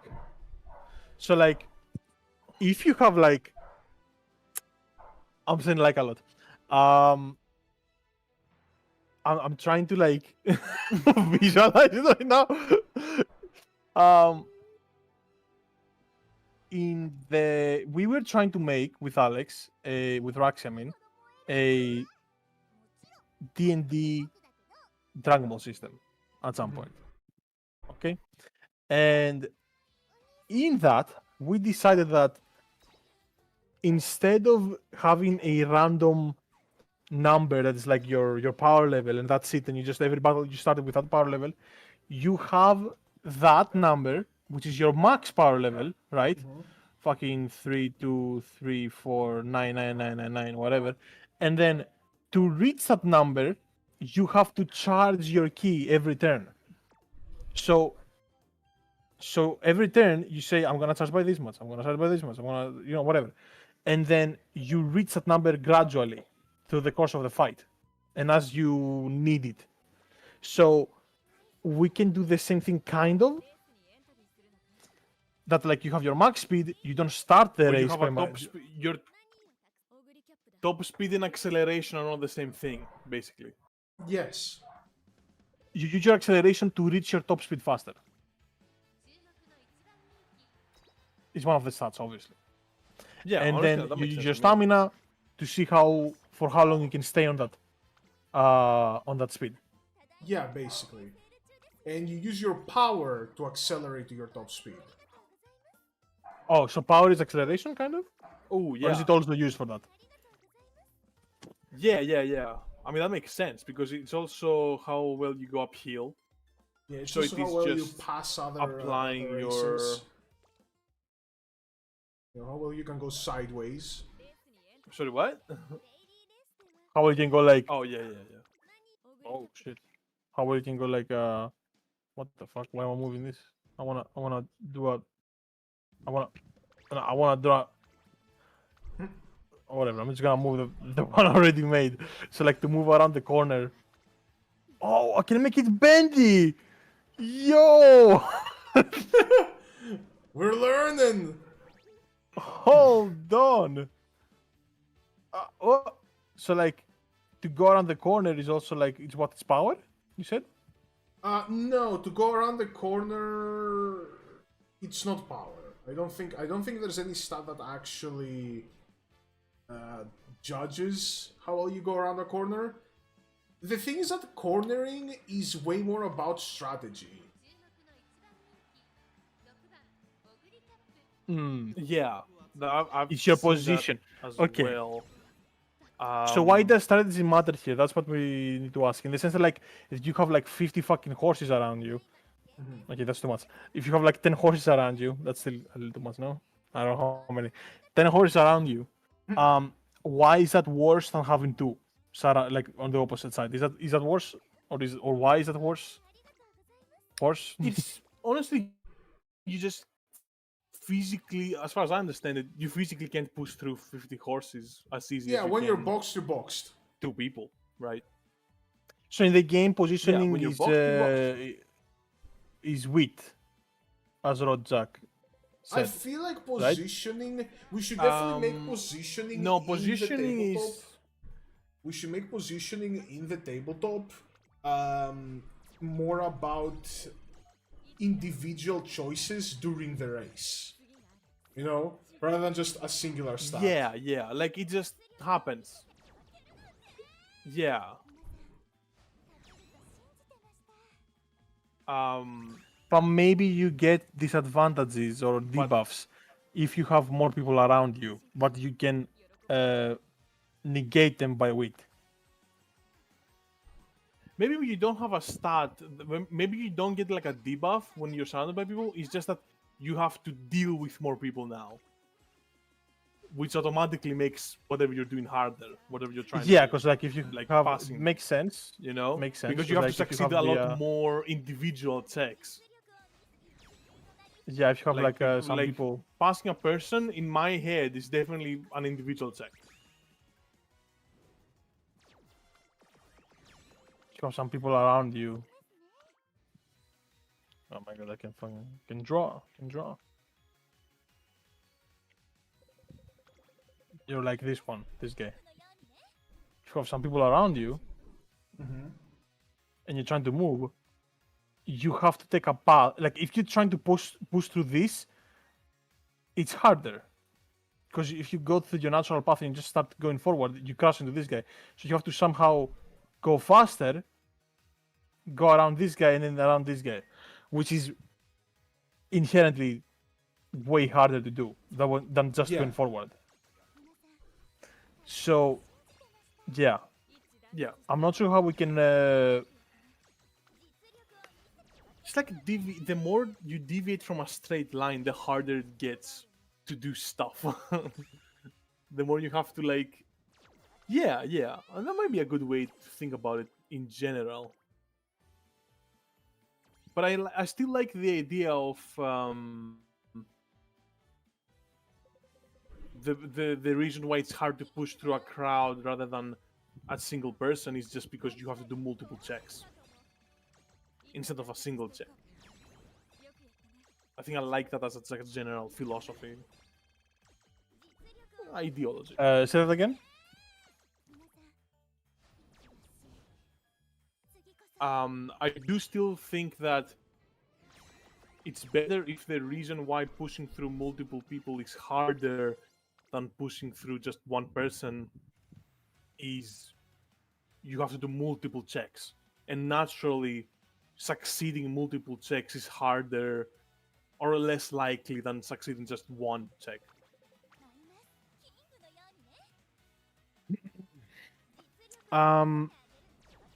Yes. You have to Or- be smart to know how to maneuver, and that's why it's wheat. Yeah, that makes sense. Is it in the game? What side is it for? Does it just happen? Power. Power is for passing. Or what we could do is that, you know how the system is like Vampire the Masquerade? Doing more complex maneuvers requires more successes instead of more checks.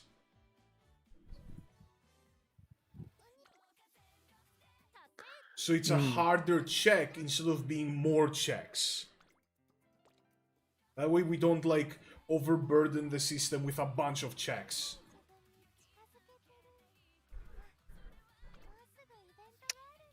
So Sorry, I'm lagging a little bit. Can you say that again? I'm gonna close Excalibur, sorry. It's definitely making me lag. Okay, can you say that again? Alright. Since we're using like the Vampire the Masquerade like cumulative success system, we can make Yeah. it so that these checks, the more difficult the maneuver you're trying to make is, the more successes you need. So this would be like Okay. for example, if you keep where you are right now, right, this is not a check, or it will be like a very easy check to not lose your position. If you try to do that maneuver, that would be like 5 success power check, for example. You know?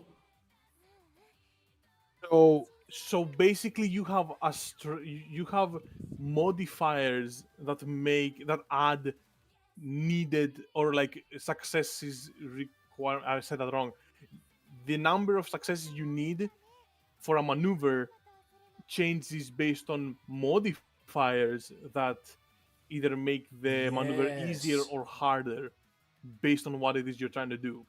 So like if you want to do a maneuver that makes you pass someone, that's like a static amount of successes you need. You add on top of that. And all maneuvers eat up your stamina. And when you run out of True. stamina, you get a True. big debuff to everything.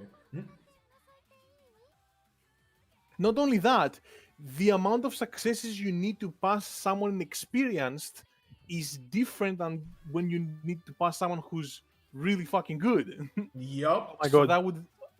Oh, that's really good actually. So it's all. So maneuvers is your main button in the game. Your number. Yes. You're like in fighting games, you have attack button.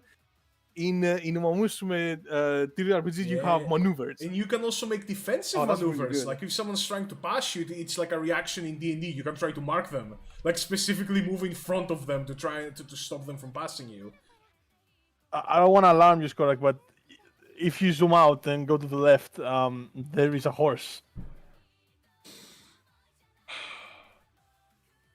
I love how I wrote I can't see the horse. I'm so sad. What the fuck am I looking at? Uma is ready. Your Uma is ready. Dorian, I said you can draw. I didn't. I never. I. Wait, I'm coming over to you to see it. I'm coming over to you to see it. What in the fuck? You could have varying degrees of success. Yes, that's also something that works in yeah, essentially like by how many successes or degrees of success or failure you do it. Yeah, like basically, you have like a threshold of successes where it's like this is a complete success. You got 6 and above. Yeah. 5 is like, you know, whatever, and then 4 and below is like you. Yeah, and the bigger the success, the less it drains your stamina. Oh, Raxi, you want to see it? You actually want to see I it? want to see the horse. Majestic. It's not that. What is happening right now? What? Oh my Who gave god. Dorian permission to draw? Why? Dorian, stop. Dorian, I'm revoking your permission. Active Jaguar, stop. Please stop. Stop drawing. Oh my god. It's like it's staring into my soul. I'm revoking your permission to cook.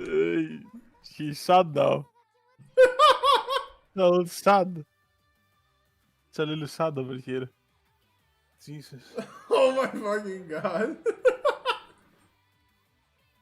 That's a horse girl. Oh fucking Christ.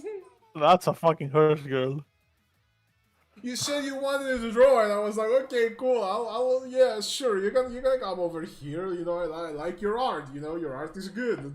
You Let can him draw. cook. It's like, I'm curious now. What do you think he's gonna make? I don't. So the right horse. Why are you asking about the right horse? Yeah, we gotta show the art. I am not zooming out again. I am not doing that. Zoom out, Skorak. No, I'm good.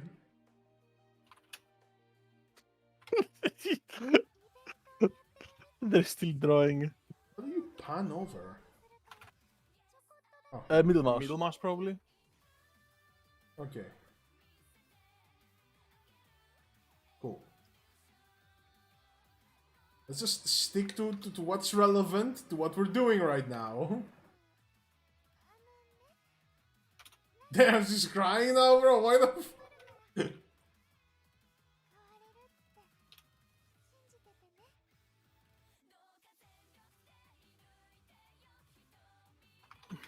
I told you can't draw. I got a little distracted. Wow, that was the... Yeah, that was like just completely derailed everything because of the horse. I mean, made a little horse girl here and there. It was. Absolute cinema. Fire emoji. Oh my god. Oh my god. You know, this is I can recognize when this is my fault. This is definitely my fault. I'm impressed, honestly. But my brain is kind of farting right now because, like, I was thinking about Yeah, we the were. system, and now it's like a, it's like a horse girl. Fuck. Dorian did a max with move. No, we appreciate every every kind of fan art. Yeah, you know. Bye.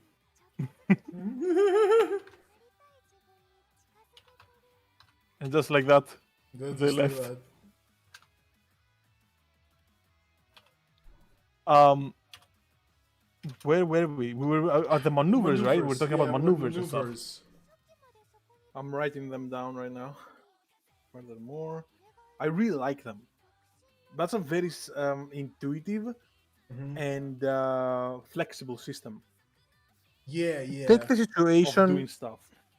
Take the situation that I have put on the paper here, on the blue square here. Yeah. How would you do that as a maneuver? How hard would it be? Like, we have to, like, Well, the thing you put on the system, there is no physical space for someone to move through. This is like an impossible maneuver.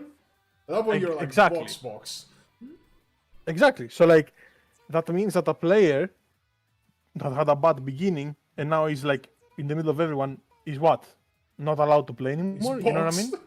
Yeah. That's the thing. You can theoretically. Wait, do we like that actually? Maybe we don't like it actually. But We don't like it. Wait. Maybe you can theoretically attempt any kind of maneuver. it's just gonna be harder based on the Yeah. modifiers. Yeah. What if this guy, You this green could guy try right to here, pass has 50 like, people at once. You could, yeah. What if they have an ability? maybe. Okay, you have your skills, so they have a skill of like passing or whatever, or rather like they have a lot of power, and that helps as well with the skill of passing. I don't know how to power, right? It's power to pass, right? Yes. Yes. Okay. So they have a skill tied to their power, which allows them to pass two people or pass more efficiently or whatever. Yeah. So they can use this, but here, if they have 3 people in front of them or 4 people in front of them, they cannot. It has limits. So maybe that's when guts and special abilities or ultimates, I don't know how you call them, come to play. The like in that case, in order to get to this position, it's either the entire grid hates you or you fucked up essentially. Yeah, yeah. Well, let me see. Wait. Horse. Of course, because our race is an like ever advancing thing. Perhaps next turn, for example, right? You're gonna have this guy going a little forward, this guy a little to the side. Now this guy follows him to the side, and whoops! Suddenly you have a way to go, right? So there are certain turns where you are boxed, but the situation is not always gonna stay static.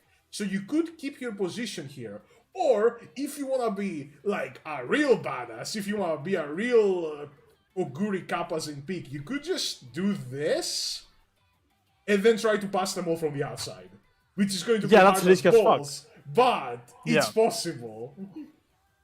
So in that way already you have we said hexagons. What do we say? Because like, Yeah. can the hexagon system accommodate this? Yeah, I don't know. I mean, distances in racing are determined by horse lengths. So, for example, one horse is one horse length. If we did this and the green horse finished behind the red horse, he would have finished one horse length behind the green horse, the red horse. This, you would have finished half a horse length. Really? Yes. So we could just make completely like away with the grid system and make it like a more fluid thing. Almost That's like what I was saying. almost like Warhammer, where you like you do it with a ruler. Yeah. That was what that's I was saying. That's what I've been saying. Yeah, you could definitely do that. It needs, yeah, no, because like here you're assuming, like on the road, like when you're driving, you're assuming that the person in front of you is gonna keep driving. So you assume that everyone is gonna in the next turn is gonna be further away. So you don't step back. Obviously, you slow down. So you have to be able to slow down, whatever that means, to choose that. You know what I mean? Because like we said that you move a certain distance every turn, which you obviously have to, because you're moving. That's the whole point. You're trying to get the finish first. But at the same time, you have to roll for something. You have to roll to see, like, not to see, but like to apply your buffs, to apply your debuffs, to apply your skills, your passives and stuff. Yeah. So I how think can you not do these things? Like, can you just say to the DM, okay. like, no, I'm moving with less? Like, what? Sorry, what? I assume that you can maybe say, I wanna just be slower. I want to slow down. That's what we said before: push forward, maintain pace, slow down.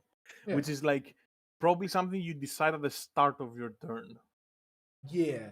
Like you So, say, for I example, want to push forward and use a maneuver. In this situation over here, right, the green horse could either go for the real ballsy move, which is go behind and around, or you could stay there and hope that something changes, you know, and hope that a route presents itself eventually.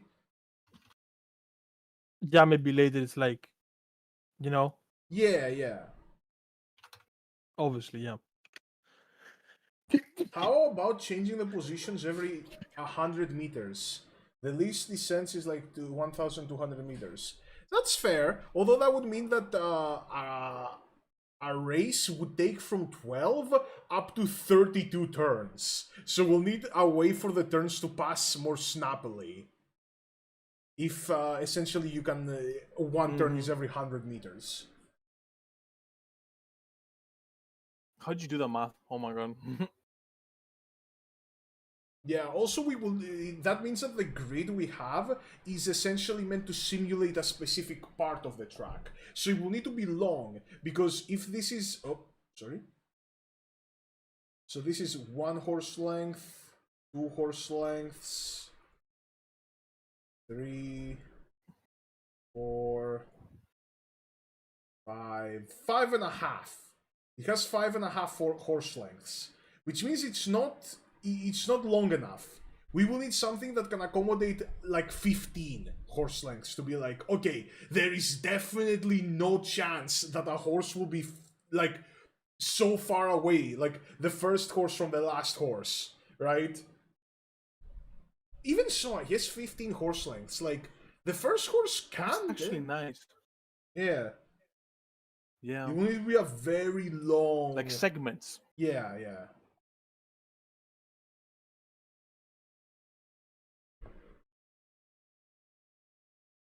I need to That's get off 15. Excalibur again.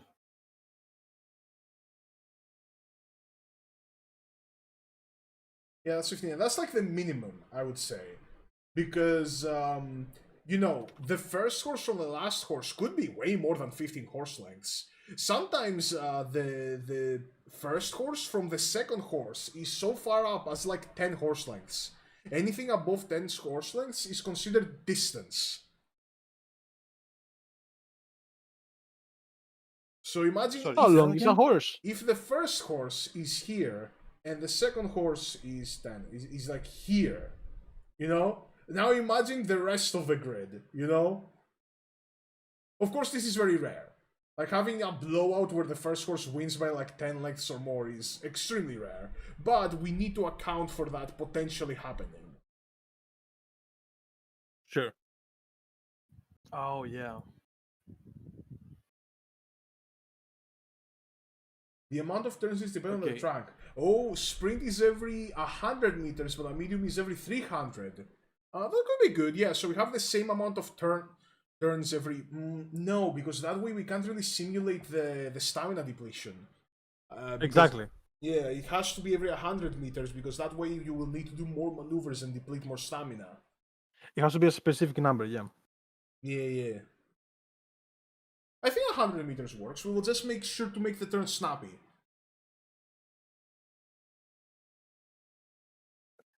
Yeah, they... 100 meters. We have to play it, Yeah, like to yeah, actually we'll have to understand, play but like, this. yeah, we have to get there. Another thing is, instead of doing it with meters, we do it with phases. Like, each race has a certain amount of phases that people can, like, you know, the maneuvers happen in, and they have as many phases as we think is good to create an engaging, like, you know, snappy race, but that also has chances for you know, for back and forth. I think I like the 100 the 100-meter one turn thing more because phases feels less personal and down to earth. It's like what are you doing? It's like phases in Warhammer. You know what I mean? It's like phases in. I guess it's just that it feels You just go like, through the motions basically. okay, it feels like for like the longest race, which is 3,200 meters, right? That's 32 turns. So you have 30 turns that things are kinda happening, and then the last the last 2 turns are when all the excitement happens, the last 200 meters.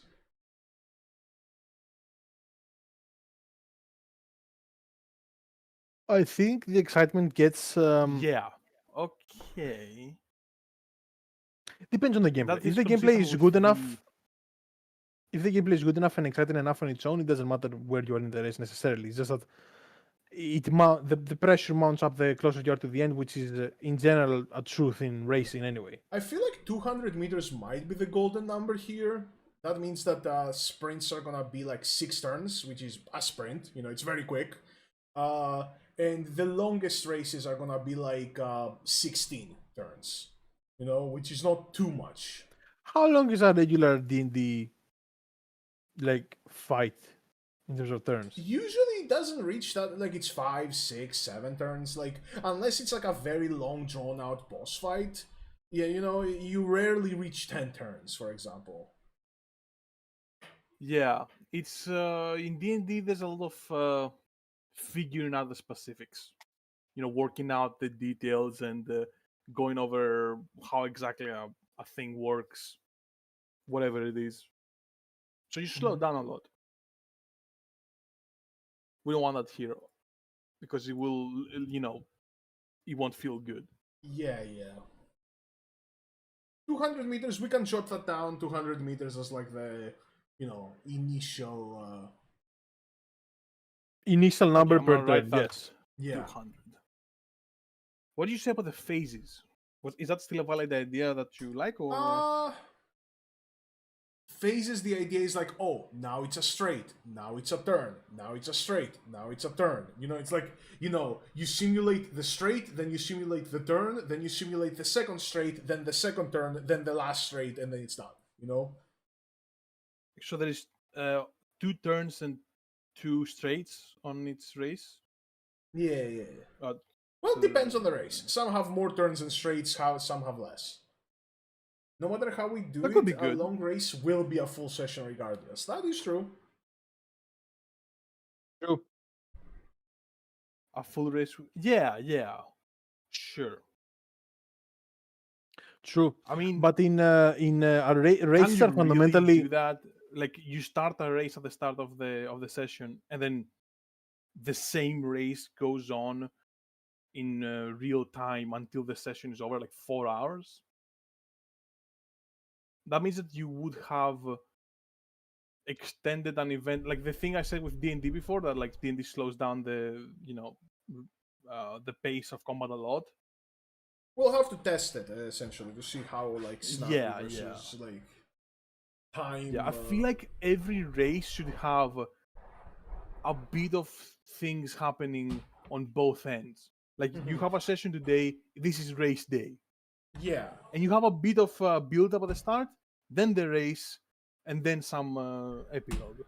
yeah, essentially. Ideally, you know, ideally. depends on what the DM wants. Yeah, but ideally. Oh, I don't know. I don't want to get controversial or anything, but I think fighting dragons and stuff might be a little more interesting than racing. You know, just running. So we have to like make it so that each turn, because like if you have 4 hours of racing or like 3 hours, even 2 hours, even 1 hour of like running, you know, it has to feel entertaining, to be entertaining. running is mean, yeah. entertaining. Like, Yeah. We're well, yeah, of course. We can make people that don't want to race. I think. What I'm saying is that the buttons you press or the rolls you make have to be relatively frequent and relatively engaging. Yeah, you do something on your turn every turn. You don't Yeah. just go, "Oh, I'm gonna try to climb the wall." Okay, you failed. Okay, I end my turn. Like I can't do anything else. We don't want that. Yeah. You need to be able to do like at least try a few things. Maybe they fail, but you know, I don't want to be like, okay, it's your turn, because this is how Bishop Ladder works, right? In Bishop Ladder, you get one thing. Okay, I try to attack. You do this much damage. Okay, next. You know, like it's a very fast-paced game. Yeah, we made the game to be Um, very fucking snappy, very snappy. Yeah, and you honestly you could do that here as well, but it would slow down the not slow down. The Pace? pace of the game would be segmented into smaller bits, basically, because you try to do one thing, you fail or succeed, we move on to the next player. You try one thing, fail or succeed, we move on to the next player. You just have this like really fast, you know, switching turns. We're all slowly moving forward. You know, that's a different thing than, okay, it's my turn now. I'm gonna spend the next maybe 10 minutes. You know, maybe that's a bit much. 5 minutes. whatever. How does your turn end? Like you have to have some resources, right? So that your turn, you are forced to end your turn. You cannot just continue, True. right? Yeah. So True. what kind of resource would that be? Like I want to pass this guy, I want to pass this guy, and then I want to pass this guy. You have to be. It could be that you could chain maneuvers, but that takes exponentially more stamina. Yeah, like You stamina risk is your stamina. everything. Yeah, It literally just takes up your stamina. Yeah, yeah. I like it. Actually, could be really cool. Yeah. I like it. I also have a similar system in the. I'm making spoiler alert. I'm making a kind of ancient Greek themed TTRPG on the side, and for people using primordial magic and stuff, the system is not spell slots; it's stress. So you can like displace Earth using Gaia magic, but you can displace as much as you want, knowing that at the end of that you're gonna have to roll something that's gonna be very bad for you. You can kill yourself if you displace an entire country's worth of Earth, for example. So I like the idea that like it's on the player completely, and it's on the Uma completely. You can try to move 20 meters, Yeah, you but that could. probably will burn you out completely. Yeah, and Probably. I feel like the last spurt is a sort of a special maneuver, you know, like that you do at the end of the race, where it's like, okay, full speed ahead, you're going forward, you're giving it your all, and if your stamina lasts, it lasts. If it doesn't, it doesn't. It's almost like a wager move. Yeah. What Rodjack says of like you have a pool of stamina that is this much. It's a big number, right? Mm-hmm. And then as you run, you slowly consume every turn a certain amount based on your pace. Yeah, Right? yeah. If last turn you said I'm pushing forward, next turn at the start of your next turn you will consume this much stamina. Basically, Yeah, that Probably, could be. but how also we... when you perform maneuvers, you use stamina from that same stamina pool. Yep. That could, Yeah, so- that could also be how we utilize guts. When your stamina Yeah, is that's- over, you do guts checks instead of stamina checks, and the guts check is essentially if you succeed it, you don't like the defects, the consequences from you not having stamina are not as severe. So you're basically just running on fumes at that point. If you fail the guts check, then you start like, the failure cascade starts. Yeah. Hell yeah. That's my favorite part of watching sports is when both teams or individuals are running on fumes and it's just seeing who can keep up the best Mhm. when they're already tired. That's my favorite part of watching sports, to be honest. In that So sense, I love that guts here. and speed, We can guts and use speed guts are in this way. connected then. Guts and speed are connected then. Hmm. In that sense, because like it is a standalone stat right now. But if you say that, sorry, not speed, stamina. When your Yes. stamina is over, Yeah. then your guts is Comes into play. comes into play. I- Then guts is not a stat on its own. Mhm. I don't like the idea though that guts is only used after, or like it's 90% of its use comes in after you've depleted or nearly depleted your stamina pool. Yeah, that is It kind should of how have it some is in use the game before that. as well. Like stamina is the lowest, like the least useful stat. My idea how I, I want can to do think of it a few things. is that I can think of a few things. if Like for you're- example, wait.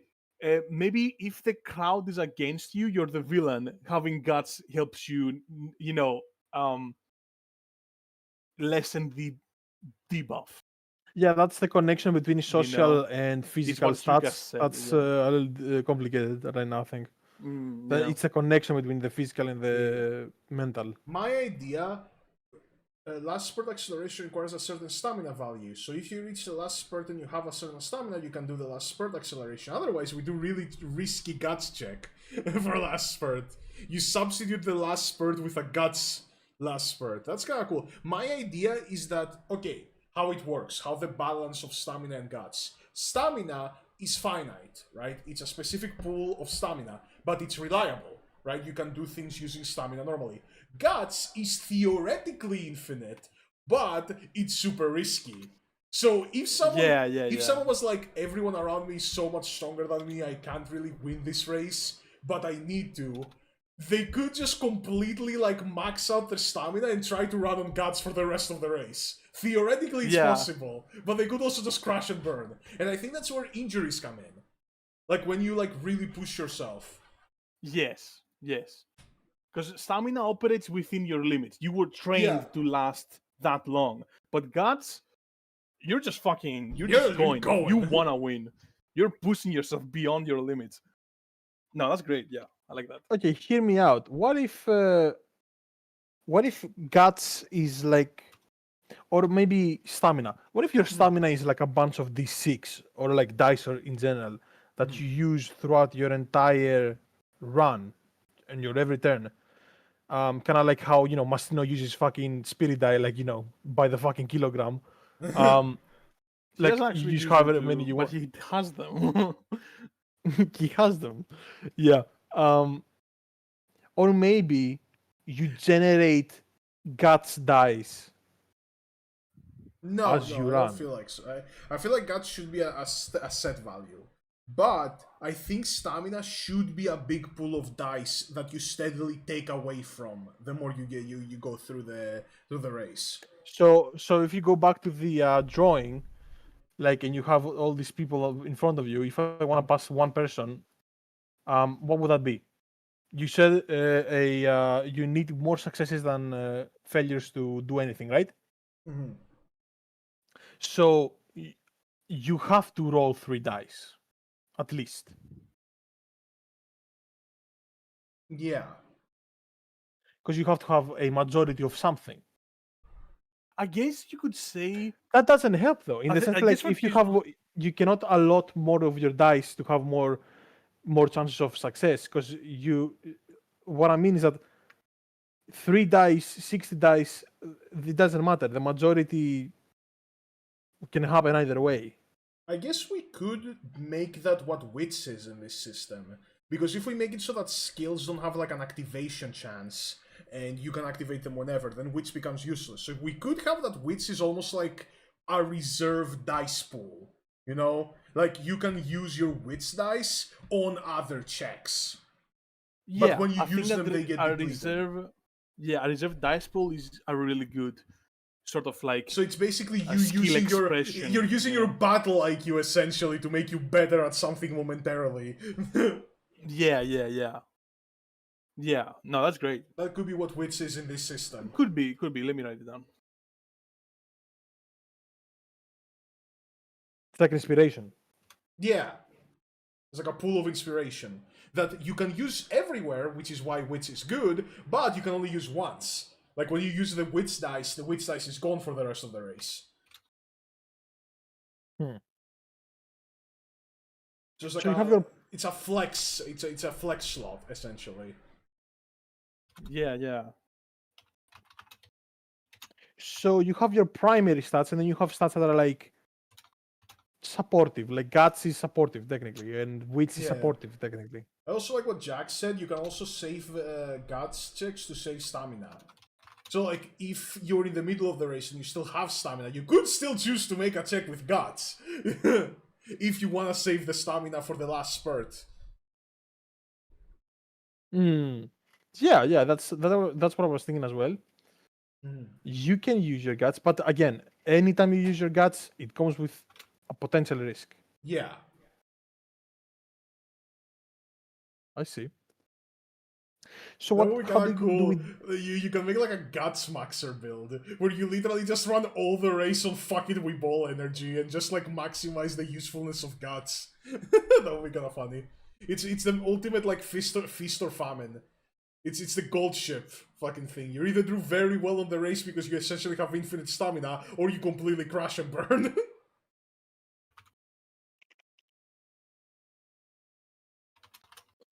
So like, how do we define maneuvers? Yeah, that's something we'll need to think about. We'll need like a formula for how maneuvers can work, which is like, you know, how much distance you want to cover, how difficult it is, you know. I feel like that, Yeah. there should be an equation there. It's like distance plus passing plus difficulty plus whatever, right? I think it's not that difficult. I think the idea is obviously when you try to pass someone, that should add fixed amount of needed successes. For example, like 1. You need 1 success, and then based on how good they are, you add more to that.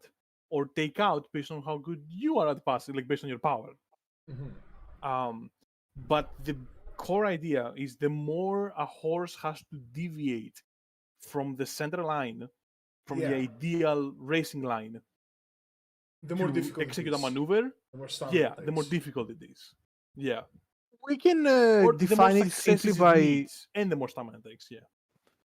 We could define it simply by saying how many horses you want to pass. It's not Although that, it's because a if you're little a front subtle. runner, then there's no use for maneuvers. I guess that's Technically, there always isn't, gonna be yeah. true, but doesn't that make front runners kind of boring? I feel like with front runners, right? That's why I think we should have a skill system. Skills also cost stamina to activate. So with a front runner, it's basically you're activating your skills. Or if someone goes to pass you, you're trying to mark them. You're trying to basically like run in front of them so that they can't pass you. Yes. So I guess maneuvers would not be worthless then either. Yeah. You know. Besides, being in the front comfortably is not unfun by any stretch of the imagination. You're winning. Yeah, at that point, it's where the roleplay will have to pick up the slack. You know, it's where the like internal monologues and shit. You know, Like, how's she so fast? yeah. She. It's always a she.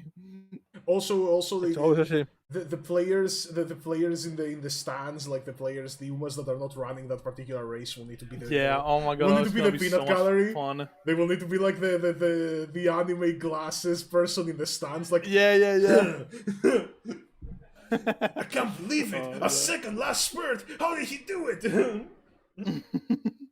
One scenario I had in my head that I wanted to be able to for this system to accommodate is, for example, a Uma has a lot of intimidation, and when they pass someone, they kind of trigger or they make someone roll willpower. So like they pass, you're passed, and you're like, ah, fuck, like, or like, That's okay. So the game has something similar, like for that. They are called red skills, and what red skills do is that they debuff other horses instead of buffing you. So you could have a skill, right? A red skill that's like when you pass someone, you force a stamina check from them, and if they fail the stamina check, they lose stamina. You know. yeah. Mm-hmm. So we I feel like kind it of shouldn't are be- shaping up the basic physical aspect of the Yeah. game, which is A little bit. you Yeah, a little have bit. your max speed. That's just a number, really. But like you have to define the speed in the sense that like you use less stamina if you're lower speed, if you're not max. If you're at max, use maximum stamina. But if you're in the middle, how much stamina how do you spend your stamina, basically? Like how much are you forced to spend? I wonder what an evil nature would look like in this. I guess we'll need to like make some red skills and see how like imagine someone whose whole fucking deal is just I make other horses worse. That's kind of cool. I feel like that's more of a mental effect. You know?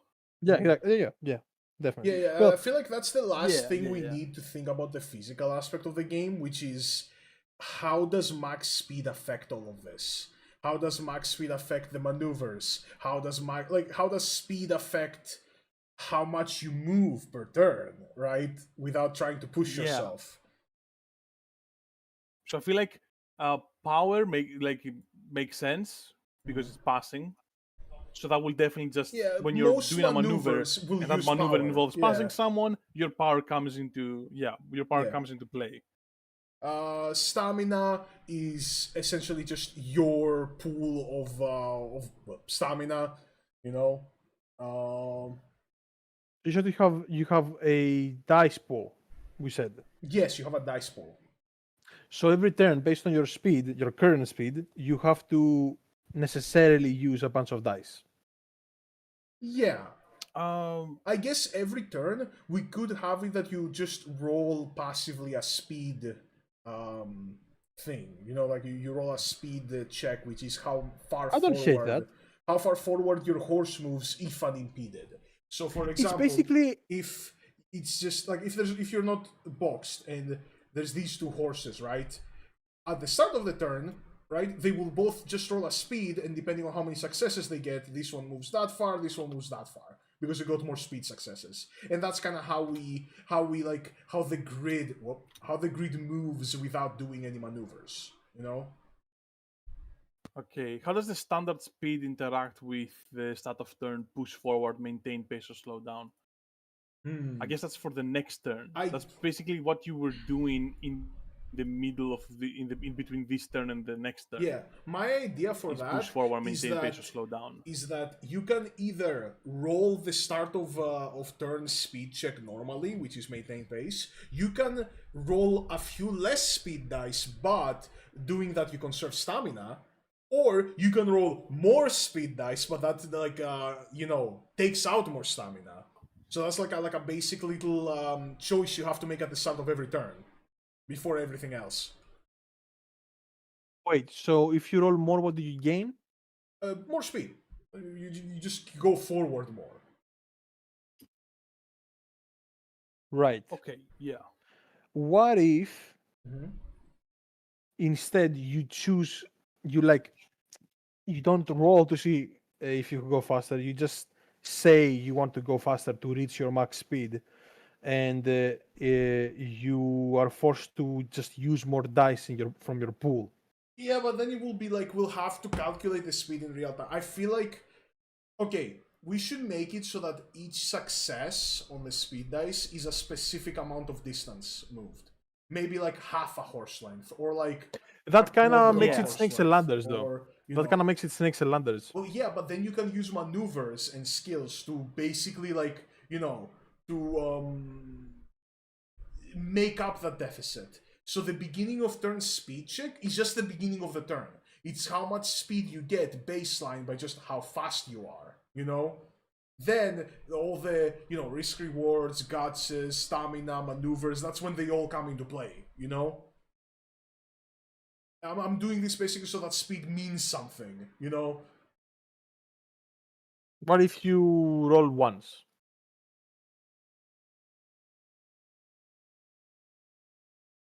What do you mean you roll once? You roll ones. Oh, you roll once? Then it's a failure. Yeah. So you move the minimal amount of distance. Yeah. Each success is how much you move in relation to like the other horses. In relation to the other horses. Yeah, who also then will use their speed successes to see how far they move. Okay. You know? So if we take the segment that we've drawn here, if you start at a certain point and then you succeed your initial speed check, then you will move up and then do the rest of your turn. Well, okay. Say these two horses start the turn, right? Like the red and the green. The red has 5 speed, and the green has 7. The red rolls and gets 2 speed successes, and it goes like 1, 2, for example, right? The green gets 4 speed successes, 1, 2, 3, 4, and that's their position at the beginning of the turn. The red now can choose to do maneuvers, it can do it can activate skills, it can do everything else we want. Same with the green. It's just that this is their baseline speed where it brought them, you know? Okay. So also that means that like speed checks happen for everyone at the same time. Yeah, for everyone and then at the they same take their time. turns. Yes. Speed checks happen for everyone passively at the beginning of the turn, and then they take their turns. Okay. That makes sense. You're popping off today. Damn. Yeah, that's cool. um I don't hate that. What I was thinking in my head Yeah, I have no problem if what we do is what you said, but I'm gonna also like propose what I said. Is it's the green's turn, Yeah. and the green is like, I am gonna run now with like 50 kilometers an hour, or Yeah. 60 kilometers an hour, 70 kilometers an hour, and they're like, I want to increase that, so they go to their pool, and they have um like 10 dice left in their stamina. Mhm. So because of their speed, they're forced to roll 5 of those dice, and if they succeed, they go the distance fully. If they fail, they go less, depending on how much they failed. So it's kind of similar, I guess. Nah, it is. I just don't feel like yours is like as intuitive because for mine, right, there are 3 modes, right? One is you have 5 speed and you choose to roll your 5 speed, which is keeping pace. One is you have 5 speed, but you only roll 3 of that, which is reserving stamina, right? And then you have 5 speed, but choose to roll 7 speed because you want to go really far ahead. You accelerate, but that eats stamina. So at the beginning of every turn, this is the first choice you get to make before your turn like properly begins. What I'm saying is like keeping them at the same speed. Like you cannot simultaneously make yourself super slow or super fast on the go.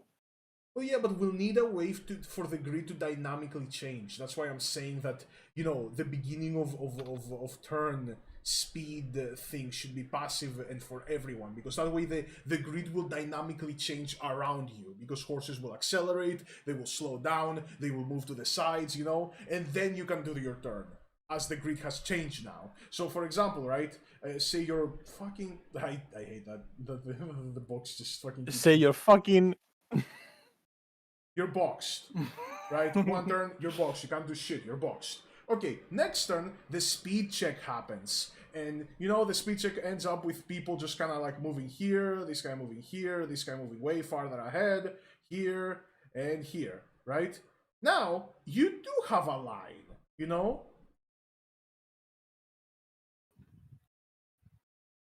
because now It's with the definitely more speed checks, it's definitely more dynamic. yeah. Also, we will. It's definitely more My dynamic. idea is maybe there's an initiative check, right? But the initiative goes backwards because the person who benefits most from initiative is the one who goes last because they can react to what the rest did. You think? Yeah, it's like a reverse initiative. True. So, yeah, but if they go last, that means that they're gonna get passed, I guess which means someone- that they need now true. more power, I guess we could make it so that right? the person who's So on it's top of the actually initiative kind gets of to risk choose. reward. I guess the person who's on top of the initiative gets to choose. Yeah, yeah. Yeah, exactly. Get to choose. I want to be in the middle of the pack. I want to be in Exactly. the front of the pack. I want to be in the back of the pack. Yeah, I want to like go now and do my move now, Yeah, or I also want to that means wait. that So like if you're boxed but you have high initiative, Yeah, you yeah. choose to go last so that everyone else can get out of your way first. If you are first and have high initiative, you choose to go first to not be like caught in the pack. Wait, so you're saying you roll initiative every turn? yeah, so you can create even more distance Yeah. every round. I'm gonna call them because it feels like every round is separated by Yeah. everyone does a speed check, and then they take their turns normally, and then they do a speed check, and then like that's the round. Mhm. So the next round is again everyone does speed check, Okay. everyone plays in sequence, then their turns, and that's another. I like round. how this is shaping up. It's very simple, intuitive, and dynamic. Is the way we say it. Like Yeah. you choose how much time, you see how far you go, and then Oh, you you cut off. choose what maneuvers you want to do. Basically, I'm saying I like how this is shaping up. Yeah. It's very Yeah. player centric. To like, I choose how much stamina I want to spend. I choose when I activate my skills, and that is Yeah. the result of that is my position, straight up. Yeah, basically. Let's see. And then you have your guts and your wits, which is wild cards. Yeah, essentially. The start of the race is important because everyone decides their positions, front runner or pace chaser. So the start should be a wit check of failed, they get slow start and lose wanted their position. I don't know. There should definitely be some sort of a check at the start to check if they to see if they got a good start or a late start, right? Yeah, the starts are important. If you want yeah. a good start, you have to roll for it. Yeah, we should definitely see something like that. See how that. Yeah. Whatever stat is kind of like lacking behind, we could give it a. I feel like power is important because power is kind of associated with acceleration. Yeah. But it's not. I guess it's not just power to gain as much speed as possible. It is also just Power. We reaction, right? basically Technique. made power the maneuver stat essentially. That's kind of its purpose now. Okay. Speed is essentially you use it for the basic every turn how far you move, and I imagine you also use it on the last spurt. It's very important. Like when you're like close to the end and you're just giving it everything you got. Like speed probably plays a role there. Then there's a Yeah, we stat wanted which is your tank, which is your little like fatigue tank. Guts, which is your Yeah. your reserves, which are theoretically infinite, but when you're using them, you're putting yourself at risk. And wit, which is the flex slot. You can use wit. I like Hmm? what you said. I like what you said because like the end of the race is kind of a nebulous thing. It's not like, oh, we reached the last 2 turns. Now it's time to just put everything.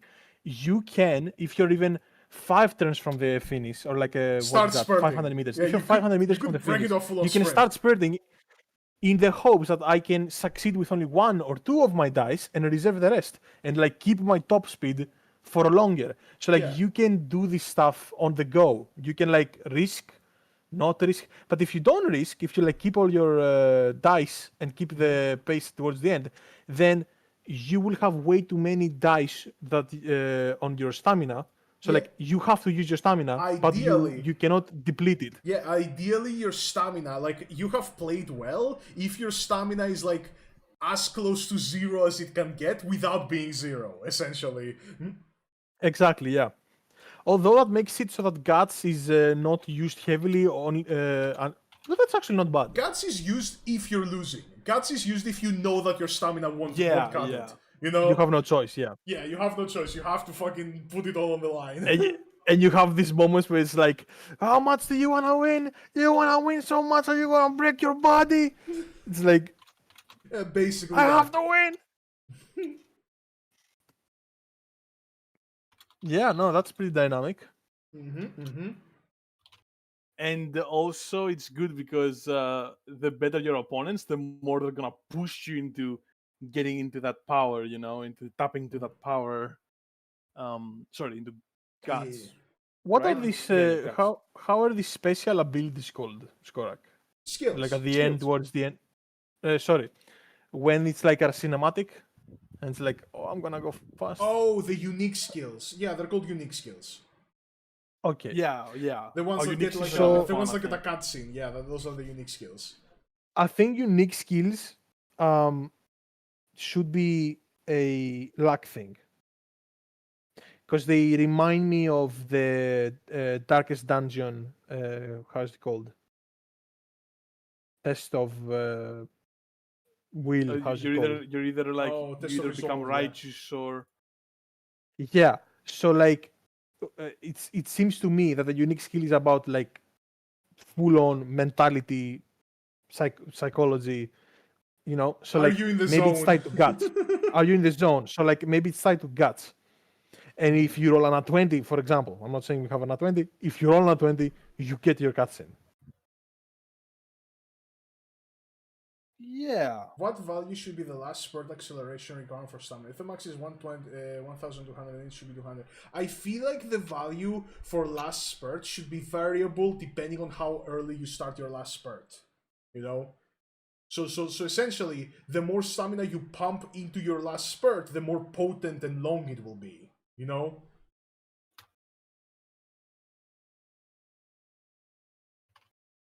So there's So no, last spurt is so there's no like standard stamina value for last spurt. yeah. That would be good. Basically That you would be good. decide when your last spurt, what your last spurt even means. Your last spurt is basically like how well did you manage your stamina right now? Like until now, you Yeah. know? If someone has like pulled way ahead and they also have a bunch of stamina left, then basically pack it up. Unless you get a god roll, they have all the tools they need to win. You know. So we said that the stamina has a bunch of dice, which are the value represented in physical form, basically. Yeah, yeah.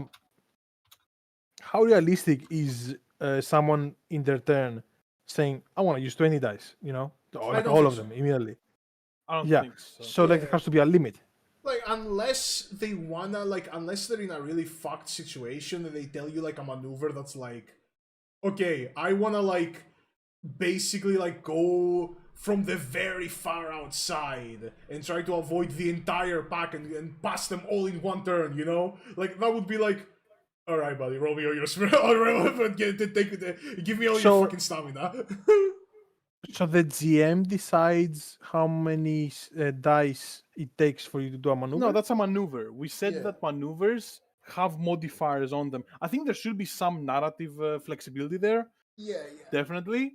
Like the GM can, for any reason, add or remove die from the roll, you know? But there are standard die or success requirements based on your maneuver. Like there's modifiers, right? If you're passing a horse, that's hard. If you're even if you're just interacting with them in some way, you know, maybe just running beside them, you know, that still kind of could make things fucky. The other thing I said, like how much do you deviate from just a straight line, you know? And that would be that will be a little bit hard to figure out, honestly, the modifiers, because because I definitely don't want the GM to be able to oh yeah, you want to do this and that, you want to pass this guy five stamina dice, because yeah, just then whatever. it's gonna be his decision who wins, basically. Like even subconsciously, you cannot strategize if the GM decides how many of your resource it takes to do something. Yeah, we don't want the GM to just do whatever they want, right? We do want some least standardization here. At least not every turn. Like it shouldn't be like it should be like only for very special things. But there is no rule for it or whatever. I want to step on another fucking horse girl and just run over them. Well, you can't do that, yeah.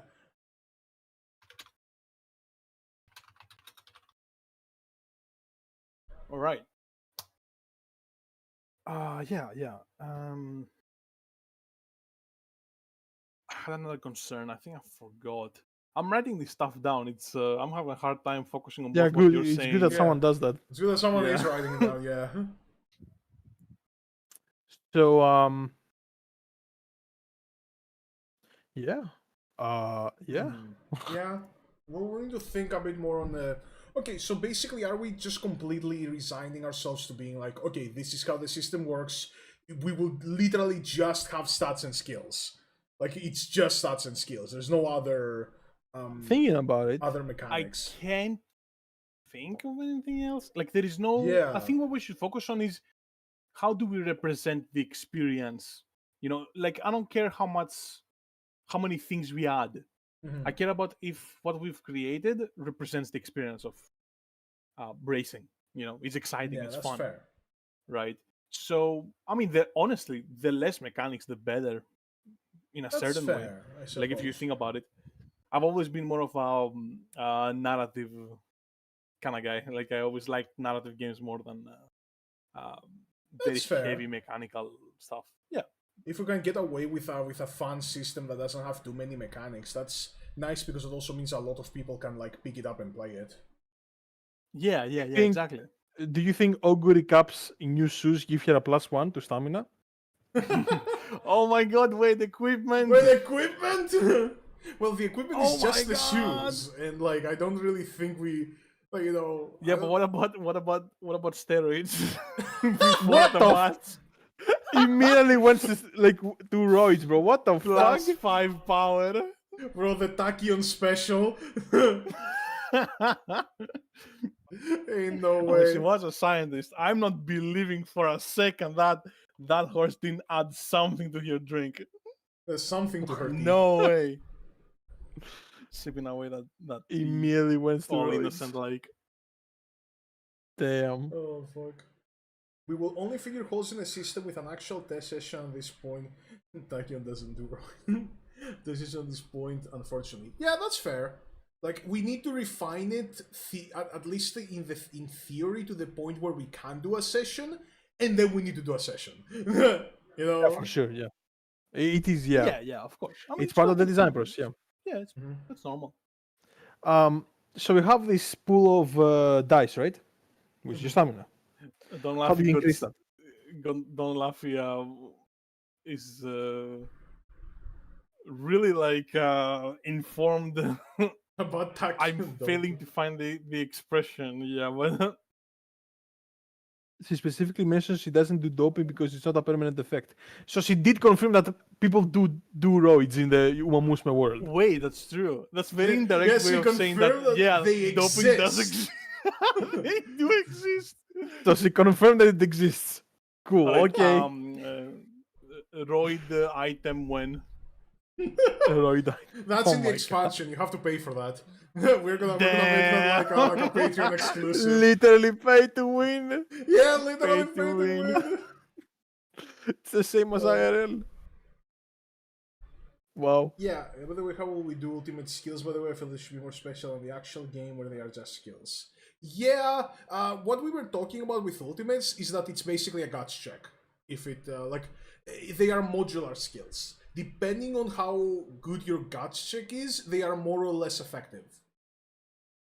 Yes. Like you can get the nat so that's a 20. different. It basically represents how in the zone you are, you know? So that's a different thing than the last spurt, which is Yes. stamina based. Okay. Either guts or okay. wit based, one of the two. Or maybe both. Maybe it's guts plus wit halved. Because we can do Sorry, that. what? We can do that. We can just have like certain checks be a combination of two stats and then halving them. That sounds good, yeah. Yeah. Like the Averaging effectiveness them of out. your ultimate skill is guts plus wit halved. Yeah. Yeah. So You could do that, yeah. I'm gonna go back to the stamina thing. You have, for example, 20 dice as your pool of stamina. How do you increase that through training? Yeah, like even one extra die would make a big difference. So Yeah, it's a exactly. very digital, quote unquote, system. Well, okay. What we have in the game is that stats go from G to S plus plus. I think no SS plus. So we could make it so that Yes. every time you add a letter, you get one more dice. So when you go from G to F, you get 2 dice instead of 1. Like G is 1 dice, F is 2 dice. E is 3 dice. Yeah. D is 4 dice. C is Damn, 5 I like dice. that. You know? Yeah, but you are still saying though that there's a limit to how many die you can You said have. there is G is the last. G is the lowest. Yes.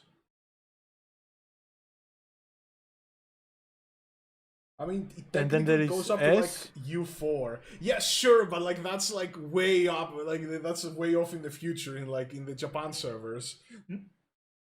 Is this what it is? SSS, SS, SA, B, C, D, Yeah, F, G. technically there's also like S plus, but like I don't think we need that much fucking dice.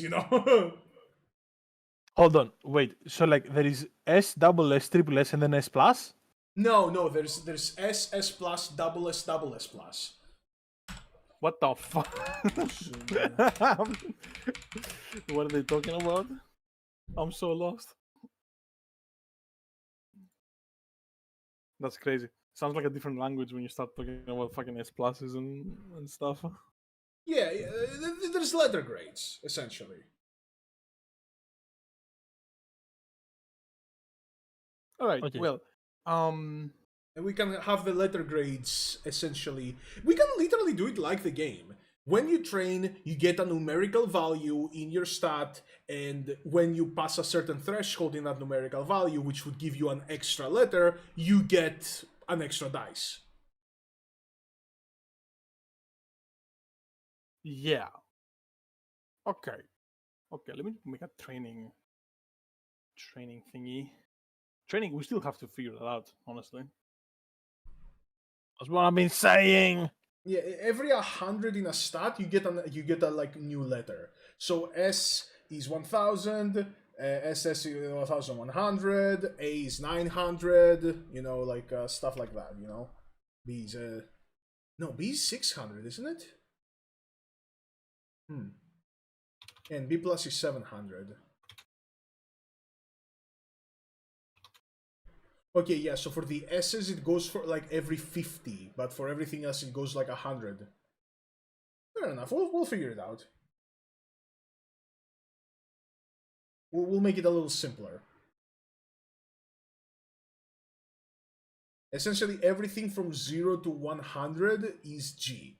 Then when you go to 100 you get Z, 200, sorry, when you go 100 you get F. Hold on. I want to translate this to dice. Mhm. You said they should multiply. Or like that's what you... No, every time you get a letter grade you just get one extra dice. So you start at G, which is, One let's dice. say baseline... Yeah. Plus 1 dice. Yeah. Okay, so to That's F also you really get cool 2. for wits, right? Is that the Because total? more- So 2 is the total value or the value you add?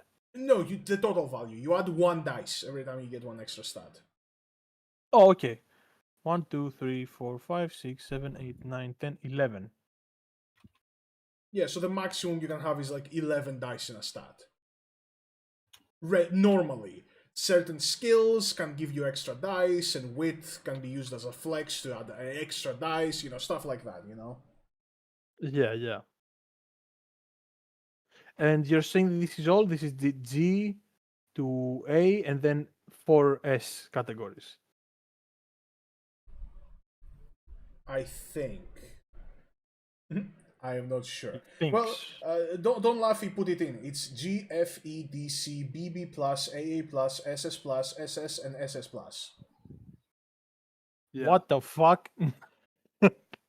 How many is that? That's a lot. I like that. I like that there's a lot. Oh my. 13. And in wits is also so powerful, right? Because it's extra die on your wit pool is a flex that you can use on any roll. Mm-hmm. That's Right. nice. We'll have to think though how the skills work. 13. Because okay, if we do it so that skills cost stamina, then how do we use stamina skills that give you stamina? You know? How do we make that work? Because in the game, how that happens is because skills have a chance to proc. It's an RNG. But in ours, we don't want to make it RNG. We make it so that if you have completed the requirements for a skill, you can activate it for a stamina cost. You know? Mm-hmm. To make it What simpler. if it just makes like your next maneuver cost no stamina or very little stamina?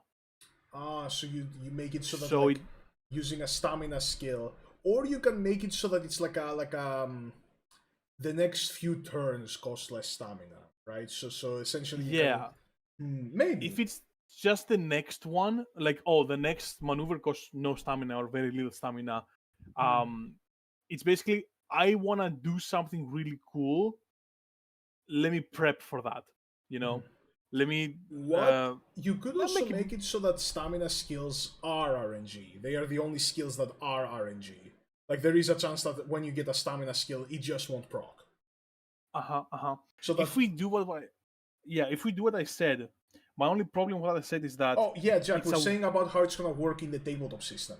In the table system, how we want to do it is instead of the skills being RNG activated, if you fill the requirements, you can just choose to activate them whenever, but they cost stamina to use. So now we're trying to think how we would fit that with stamina skills. And I'm thinking of making it so that stamina skills are the only ones that are actually RNG activated. Okay. What is the positive of that? of making them the only ones that. I guess it just works. Yeah, right? it works. That's the positive. And it's a nice sort of like randomized. It can feel like a bit unfair, maybe, and like you didn't do anything to to earn it. You just got it.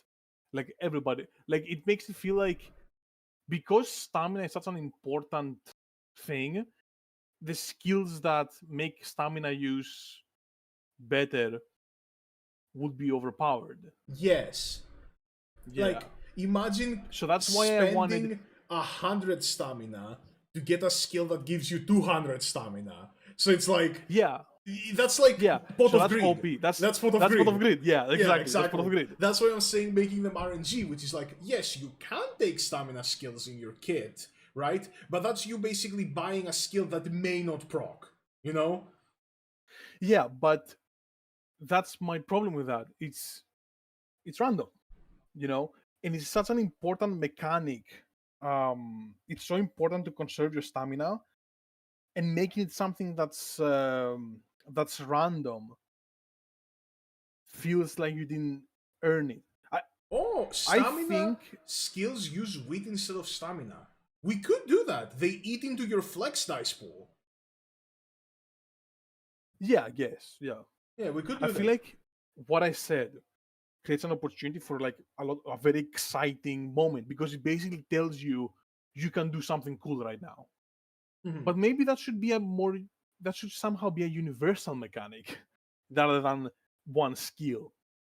Basically, I want to make it so that taking stamina skills Let me is write not that like a no-brainer, you know? It's not like a, well, Yeah. duh, you will of course take the stamina skill because it's a net positive in every situation, you know? Yeah, I feel like that skill with the stamina runs at risk regardless. That's why Especially if it's just a random chance, I right? feel Because like you Jack's... I like Jack's recommendation. They eat into your wit instead of your stamina. Okay, so you consume wit to gain more stamina, basically. Yeah, basically, when you have these skills. Which is nice because wit is a powerful stat because it's your flex stat. You can use these dice for anything. You could technically... So you're basically giving up some opportunity in the future, or like to get potential stamina. success in the future Yeah. to have more stamina now. Yeah, okay, yeah. All right. Yeah. That's my idea. Yeah, I like that. I still want to do that though, a universal mechanic that gives the player like a green card to do something cool. Maybe, let's see, Rumia, were you thinking of making skills be activated more than once? No. What I was thinking is that every skill can only be activated once per race. So essentially you have I your... like that too. Yeah, you have Keeps your... things simpler. Yeah, you have your skill roster and you have to decide what to use when, you know? Yeah. It's like a deck of cards, right? You're just like, exactly. It becomes kind when of is the awkward. correct time to use this? It becomes kind of awkward though when, because like if you have a skill that's like, if you have this, then you do that. But like, it becomes awkward if you never find that opportunity. Well, yeah, some races you just won't find the opportunity. You know? It's fine. So like, you don't need to use every one of your skills in every race. Some skills you do. Some people will take skills to spec into a very specific kind, right? Like they will completely be like, if I am in this position, I win, right? While some of them will take skills that are more all-rounder. You know, they will take skills that are like, okay, if I'm here I can do this, if I'm here I can do that, if I'm here I can do that, right? So that way we can do build diversity. We can have specialists and we can have all-rounders. In essence, you are what you choose your skills to be. Yes, essentially. That's cool. We will also need to think of how distance attributes and race attributes, like we'll need to think how distance attributes affect someone. Like what kind of buffs you get if you have good distance aptitude versus bad distance aptitude.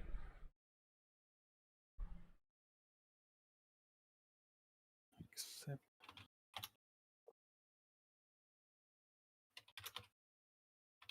Debuff skills should be the same as well. So we have two types of skills in every stat. Accumulation and positioning skills is stamina, but stamina and debuff skills are wit. We could do that. We could make debuffs also eat into your wit. yeah, the wheat. I think we should start thinking about what each of the builds Mm-hmm. prefer. It's obvious for some of them, but for some other ones, like for example, a stamina, like a front runner who needs a lot of stamina, Mm-hmm. will definitely want to spec into wheat as well, because the stamina skills are based on wheat, or like Yeah. they consume wheat. So essentially, what a front runner wants is not a lot of power, but a lot of speed, stamina, and some wit. Yeah, so they can activate their stamina-based skills. Yeah, a pace chaser probably wants a little bit of everything. Yeah, A late surger wants a bit less stamina because they conserve energy because they run slower. We should also make that depending on your position, you spend more or less stamina per turn. depending on your position, you what? Sorry? Depending on your racing style, you consume more or less stamina, right? So like a late surger will consume less stamina than a front runner, on average. Oh, just by existing, basically. Yeah, just by like hanging back and maintaining, like and with maintaining their energy. So a late surger wants a lot of power, and they want some stamina and some wit. And speed is always useful, but it's not the end all be all for them. And then the end closer, which is more of the extreme. They want a fuck ton of power, they want a fuck ton of wit, and the other ones are a little less, important. Speed, stamina, and some wheat. Right, let me write that stuff down. My heart to write all this stuff. You're talking so fast. Okay, so what Rumia said could be interesting. In the game, distance substitute, in the game, racing style only affects skill activation chance. So we could make it so that if you are running a racing style that you have a high aptitude for, you just get some extra wit. You get some like bonus wit dice. What's that again? Okay, so in the game, your racing style only affects skill activation chance. So essentially what we can do is that if you run at a racing style that fits you, then you can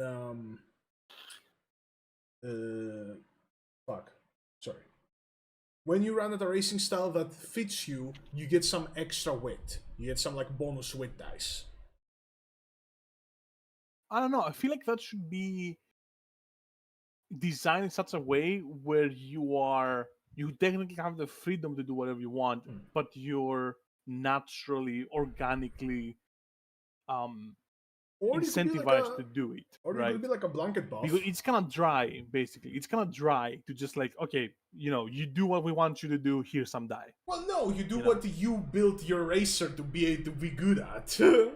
Yeah, but you said that you get some bonus wheat die based on if you're running the way that your build. Yeah, that's determines you should run. That's what a racing style is. Yes. Yeah, but oh, you mean if you're sticking behind the pack? Yeah, if you're a front runner, pace chaser, late surger, and closer. If you're sticking to the position that like you have trained for.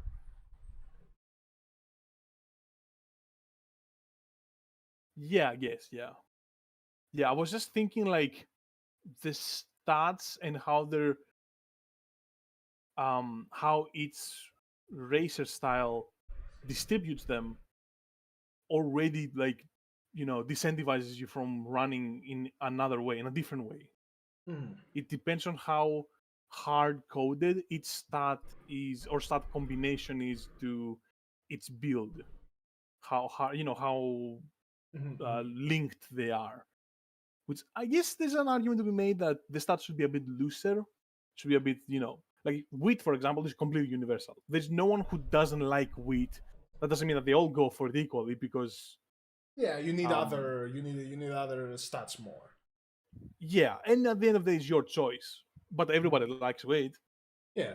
Also, wheat is like the stat that like is like a very gambler stat. If you put a lot of wit into something and you really succeed with it, that's nice. If you put a lot of wit into something and you don't succeed, that's a lot of wit you just lost. Well, the high speed guy, the speed never goes anywhere. Even if you have a bad roll with speed, you can just use the same speed next turn to do the same roll again. You know? Yeah. Generally speaking, I believe it's best if the stats are like a little bit loose. So I guess what you said, that you should get bonuses for running the way that your build suggests, you should run, gives you a bonus, because if you don't get that bonus, then if the stats are looser as well, people are not incentivized to run, in the way they're supposed Yeah, to run. then the distance attitude doesn't really matter. Yeah. You know, the distance and racing style aptitudes. And then there's the skills. Okay, I'm gonna write it down. Yeah. I'm gonna write it down. Then there's the passive skills, which essentially are a buff that you get passively at the start of the race. Doesn't cost you anything, but you only get it if the conditions of the race match the passive skill. So if you get a skill for sunny days, if the day is sunny, then you get a passive buff, right? If the day is not sunny, then you don't.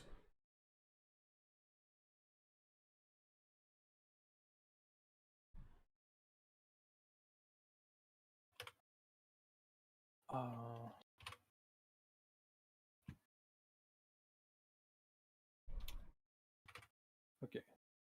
Having a hard time focusing on what you're saying. That's fine. And Hiukas is dead.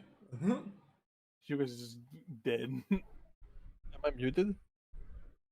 Were you talking? I'll be Oh my god. No. huge. Harmas's moment.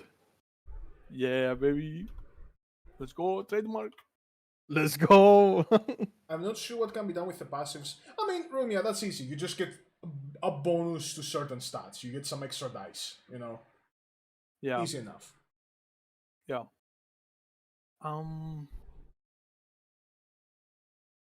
So we need a large stat portfolio. bonuses. Portfolio with a large library. Library is the right word for skills.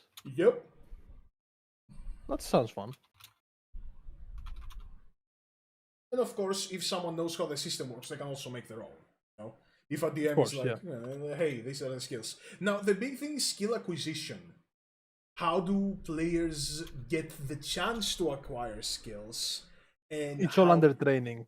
Yeah, it's all under training. We will need to think. I liked what Rumia said. I believe Rumia said it, of like, it's the Pathfinder style of prerequisites to unlock skills. I believe that's good, you know? Yeah, so you need to have certain stats at certain values plus certain distance and running aptitudes.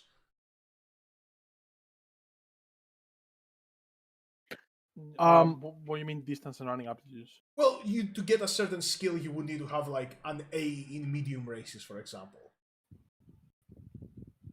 Oh. Yeah. I mean, yeah. Yeah. Like that makes more sense. Yeah. Like you'll need certain aptitudes plus certain stats. But I also think it would be kind of fun if during training, like the skills you even can purchase are unlocked in training. So like, for example, you need to learn about like a certain skill to be able to get it, you know? You need to like You mean watch someone do it? Well, you do like, for example, some like corner training, like corner velocity training, and then you can purchase the skill that lets you go faster in corners, right? I mean, yeah. Instead of it complicates just, it. Yeah, instead of just having a massive library of skills like accessible to you from the very beginning, you know. That will make it a little easier to like you know, it won't give you analysis paralysis, you know, of like, because that's kind of the main thing I was finding difficult in Pathfinder, Because in Pathfinder, when you start your game, it's like, okay, make your character. And it's like, okay, this is intuitive. Now read this entire fucking list of skills to see if you like any of them. You know? True. So making it so that you can limit the skills you can buy at any given time it makes it a little easier on the players and the DM. And also, Oh, yeah, and that could play into. Oh, sorry, I cut you off. yeah, and also that works in the game as well.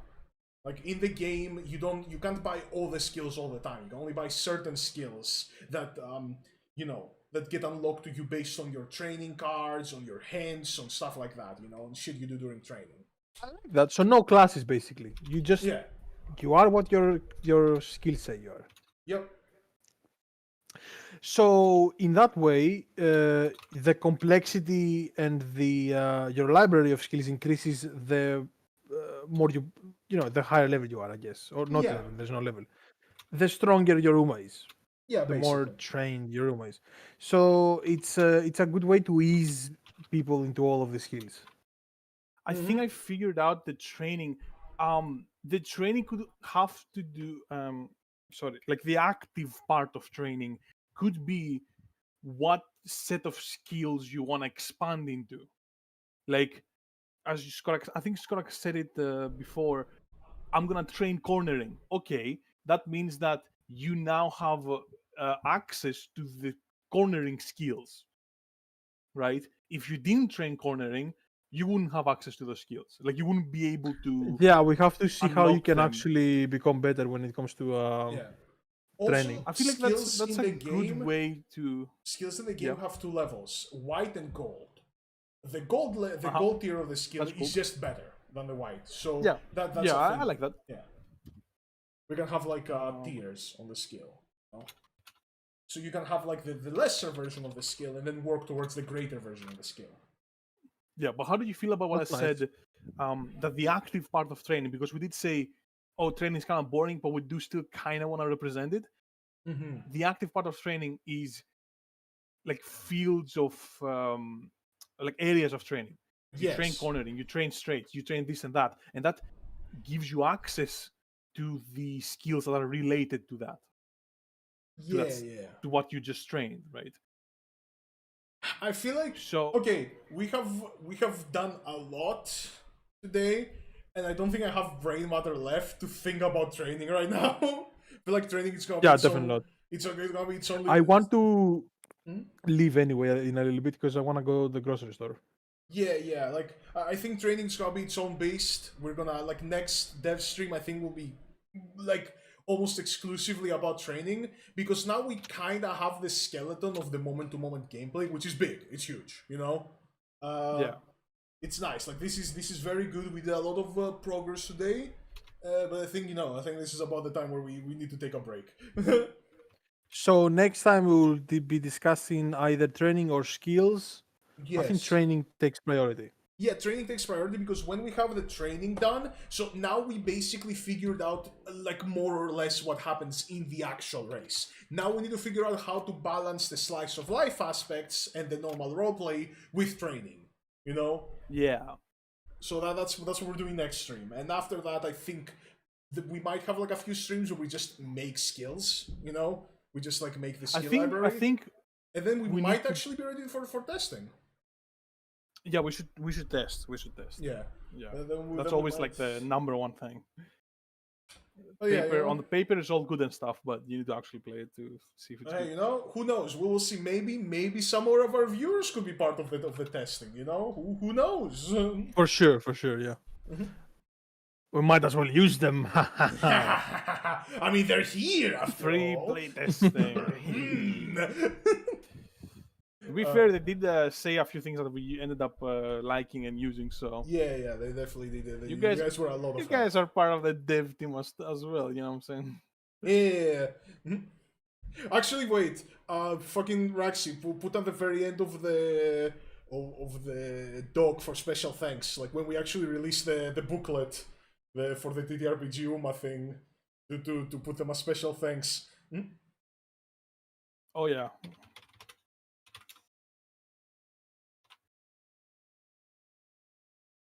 Uh huh.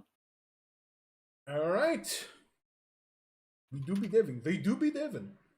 All right. Anyway, thank you everyone very much for watching. I feel like this was very productive. We actually we did a lot today. I feel like the system is definitely starting to take shape. We have the basic gameplay loop, as it were, the moment-to-moment racing gameplay, which is very nice. Hey, thank you Devs very now, much. we call it gameplay loop. Yeah, we call it gameplay loop. Next time we'll talk about ludonarrative dissonance. So yeah. Thank you everyone so much for watching. We'll be seeing you next time, whenever Thank you, that Jack. is. Thank you, Rumia. Thank you, Don Laffy. Yeah, Thank you thanks- guys for talking so much. That's Thank good. you everyone for the Thank you for suggestions. your suggestions. Yes. And Thank you, you know, Dorian. until next time. And hey, you know, when we're done with this system, I am very much planning to make this a Harmoses campaign, so you can look forward to that. I mean, yeah, for sure. Like, why are we making this? All right. Thank you so much. Goodbye. Bye bye.